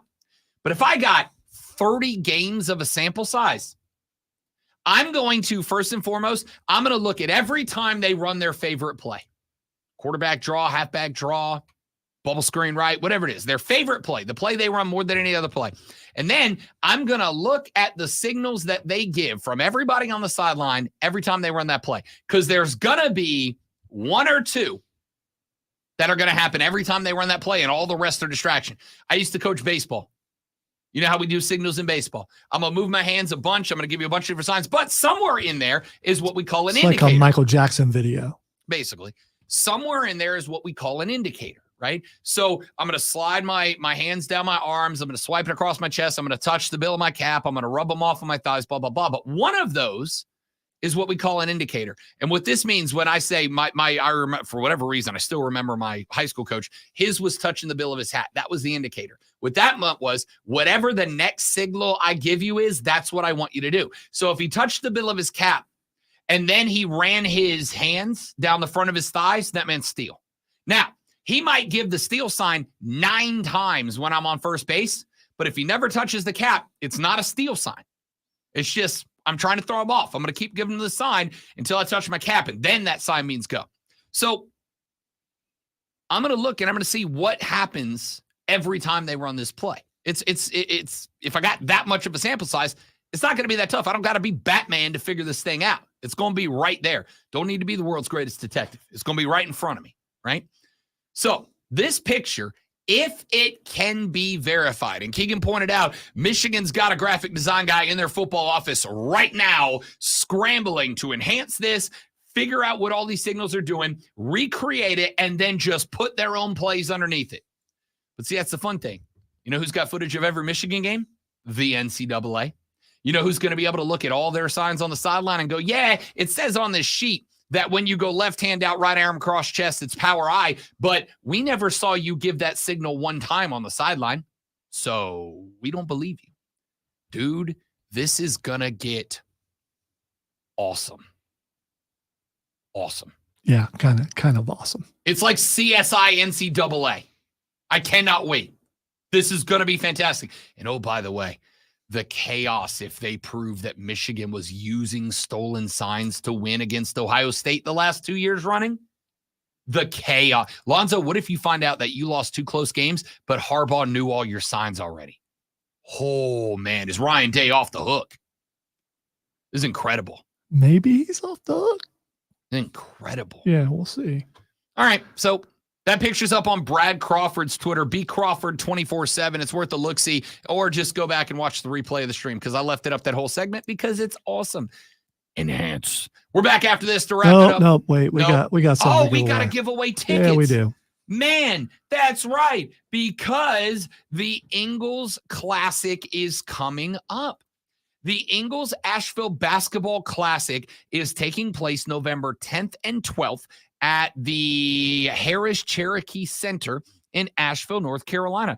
UAB is playing this. Clemson is playing this. It is your first chance, ladies and gentlemen, to go eyes on the Clemson basketball team in real life competition, dudes and dudettes.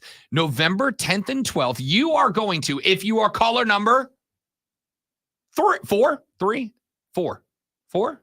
Woo. Caller number 4 right now is winning tickets to the Ingles Asheville Basketball Classic. There are 2 games on November 10th. There are 2 games on November 12th. You are getting tickets to all 4 games. You're getting 2 tickets to the first day and 2 tickets to the second day, but those 2 tickets get you into both games on both days. So basically, you're getting a pass to all 4 games, the opening round on the 10th and the championship and second place round on the 12th. It is at the Harris Cherokee Center in Asheville, and caller number 4 is winning them right now, courtesy of our friends at Ingles, 844-326-3663, 844-326-3663. Caller number 4 right now wins those tickets. It's the Fan Upstate. All right, guys, we're going to step away while Alonzo gets some sensitive information. We'll be right back.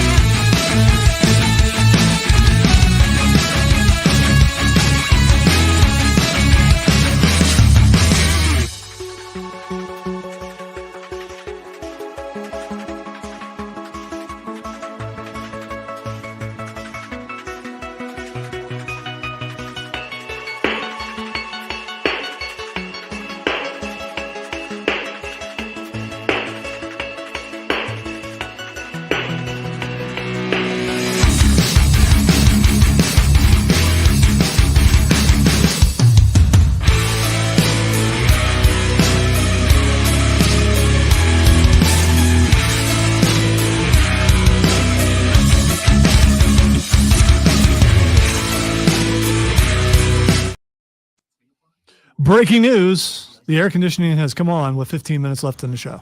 Final segment is going to be nice and cool. No more fighting. No more nothing. Hans and I are going to hug after the show. No, we're not cooled down that much yet, but.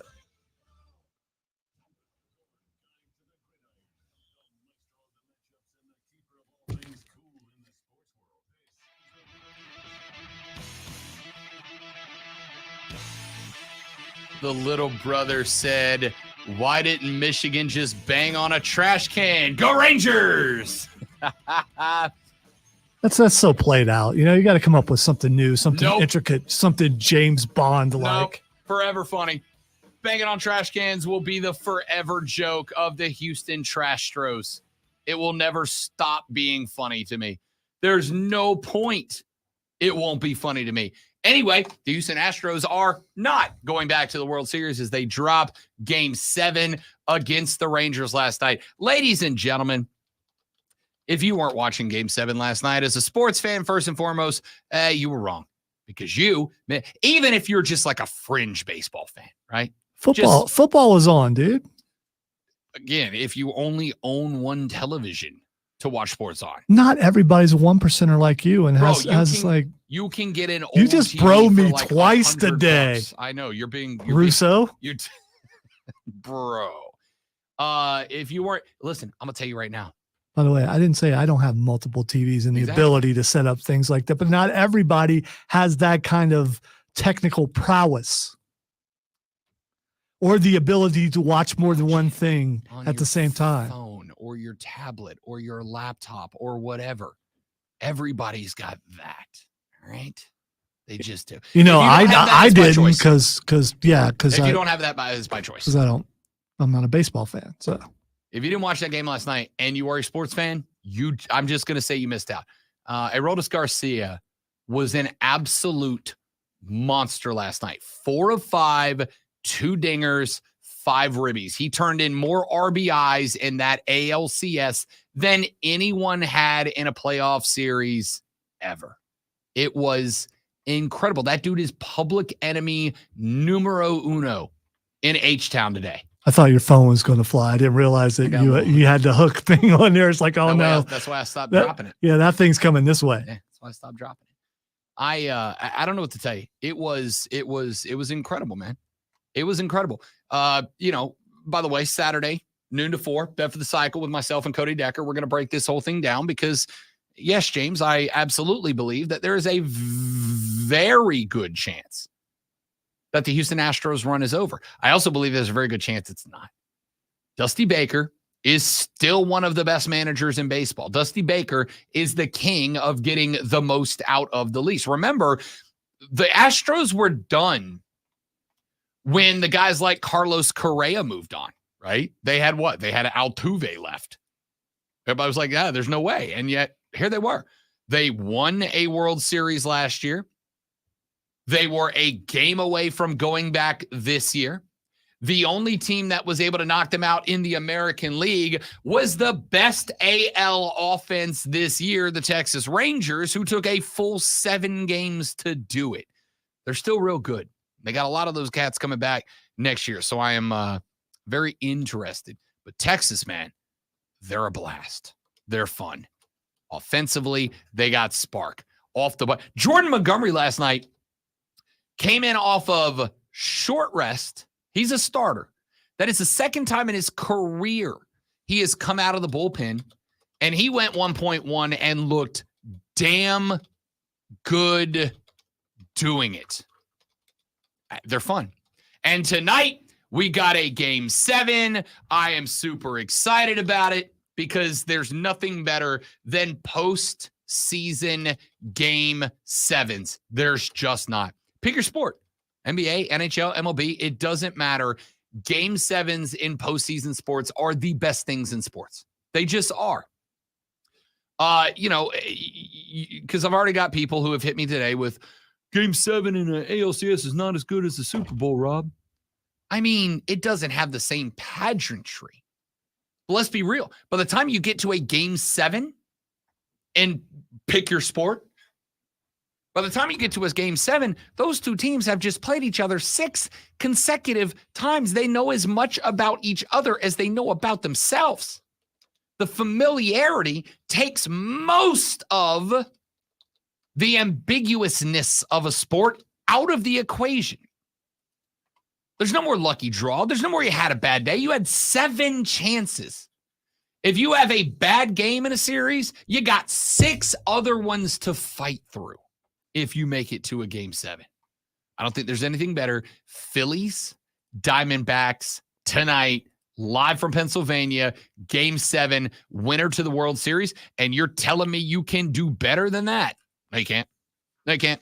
Gonna be incredible. Cannot wait. Snakes alive, baby. Hey, let's wrap up the show. And now, the Rob Brown Show presents Twitter. Time to ask Rob what the X is going on. The first thing that's Xing yo is Justin Ross. Not a great day for wide receivers across the National Football League yesterday that weren't playing. Justin Ross, former Clemson Tiger, undrafted pick for the Kansas City Chiefs, who we kept waiting for him to have his breakout because he had some good moments for Kansas City. Got arrested last night. Why? Because of a charge, and we don't know what it stems from yet. We're still waiting on the story, but a charge of causing over $35,000 worth of damage to physical property. Now, could mean he wrecked a car. Could mean that he wrecked a car into something else. We don't know what ended up happening. But I do know that if you gave me a sledgehammer and said cost $35,000 of damage, it'd take a second. Even in this building, it would take a second. And we got a lot of expensive stuff in if here. you spent some time in the big boss's office, 30,000, you probably could do that pretty. That's yeah, fair. yeah. Point is, if anything those happens were- down there, I was up here, so it was just a suggestion. Also last Not night, really a suggestion. number 1 wide receiver for your New Orleans Saints, Chris Olave, got arrested. I'm just tying them together. That's absolutely trending. I was getting ready Yeah. to say that, but you took it away from me. That was my airtime, Okay, Rob Brown. Go ahead. Chris Olave's Xing. Do you know why, I Rob? sure do. Just like that story that we mentioned and then immediately took a pause after to say the next thing. But for a totally different reason. Chris Olave was also arrested. Why? Because of dangerous driving. Apparently, he was going well north of 40 miles an hour plus over an already high speed limit. He was arrested, booked, and released last night. And both teams, the Chiefs and the Saints, what a day we're having here, Zoe. We are. What a day we're having. Both of our receivers are, as of right now, do not have their stories out in the public as to exactly what happened. What I'm going to tell you right now is the Saints already suck. And if they are out, if they're without Chris Olave for any length of time, I mean this, we might not win another freaking football game. Yeah. Honestly. Yeah. The Chiefs don't have that problem. They still have Taylor Swift. So we're good. We're good. Yeah. And Justin Ross is not your number 1 wide Yes. receiver. Well, who is? Sky. No, that would be Taylor Swift's boyfriend. Taylor Swift's boyfriend. Anyway, and the next thing that's Xing is Steve Wilkes. Steve Wilkes X. Your guy. Trending. He is, of course, the defensive coordinator for the San Francisco 49ers. There it is. There it is. Who last night, defense got exposed a little bit. There it is. That's why he's Kirk Cousins blowed them up last night. Kirk Cousins went for over 370 yards and a couple of tutties in that win. San Francisco now dropped from the ranks of the once beaten. There are only 2 remaining one-loss teams in the National Football League. San Francisco not amongst them. Hey, one last one. Jim Harbaugh's trending. Of course, if you missed any particular segment of the show, like this entire hour, you can go to thefanupstate.com, hit the podcast page, drop it down, click on the Rob Brown Show. And if you want to know why Jim Harbaugh's trending, just listen to the last hour of the show because we may or may not have had some fun with it. That's it for us. You're going to have a lovely rest of your Tuesday. Game 7, Phillies Diamondbacks tonight. We'll talk about it tomorrow as well as opening night of the NBA. See you back here tomorrow on the Rob Brown Show and the Fan Upstate later. Yeah!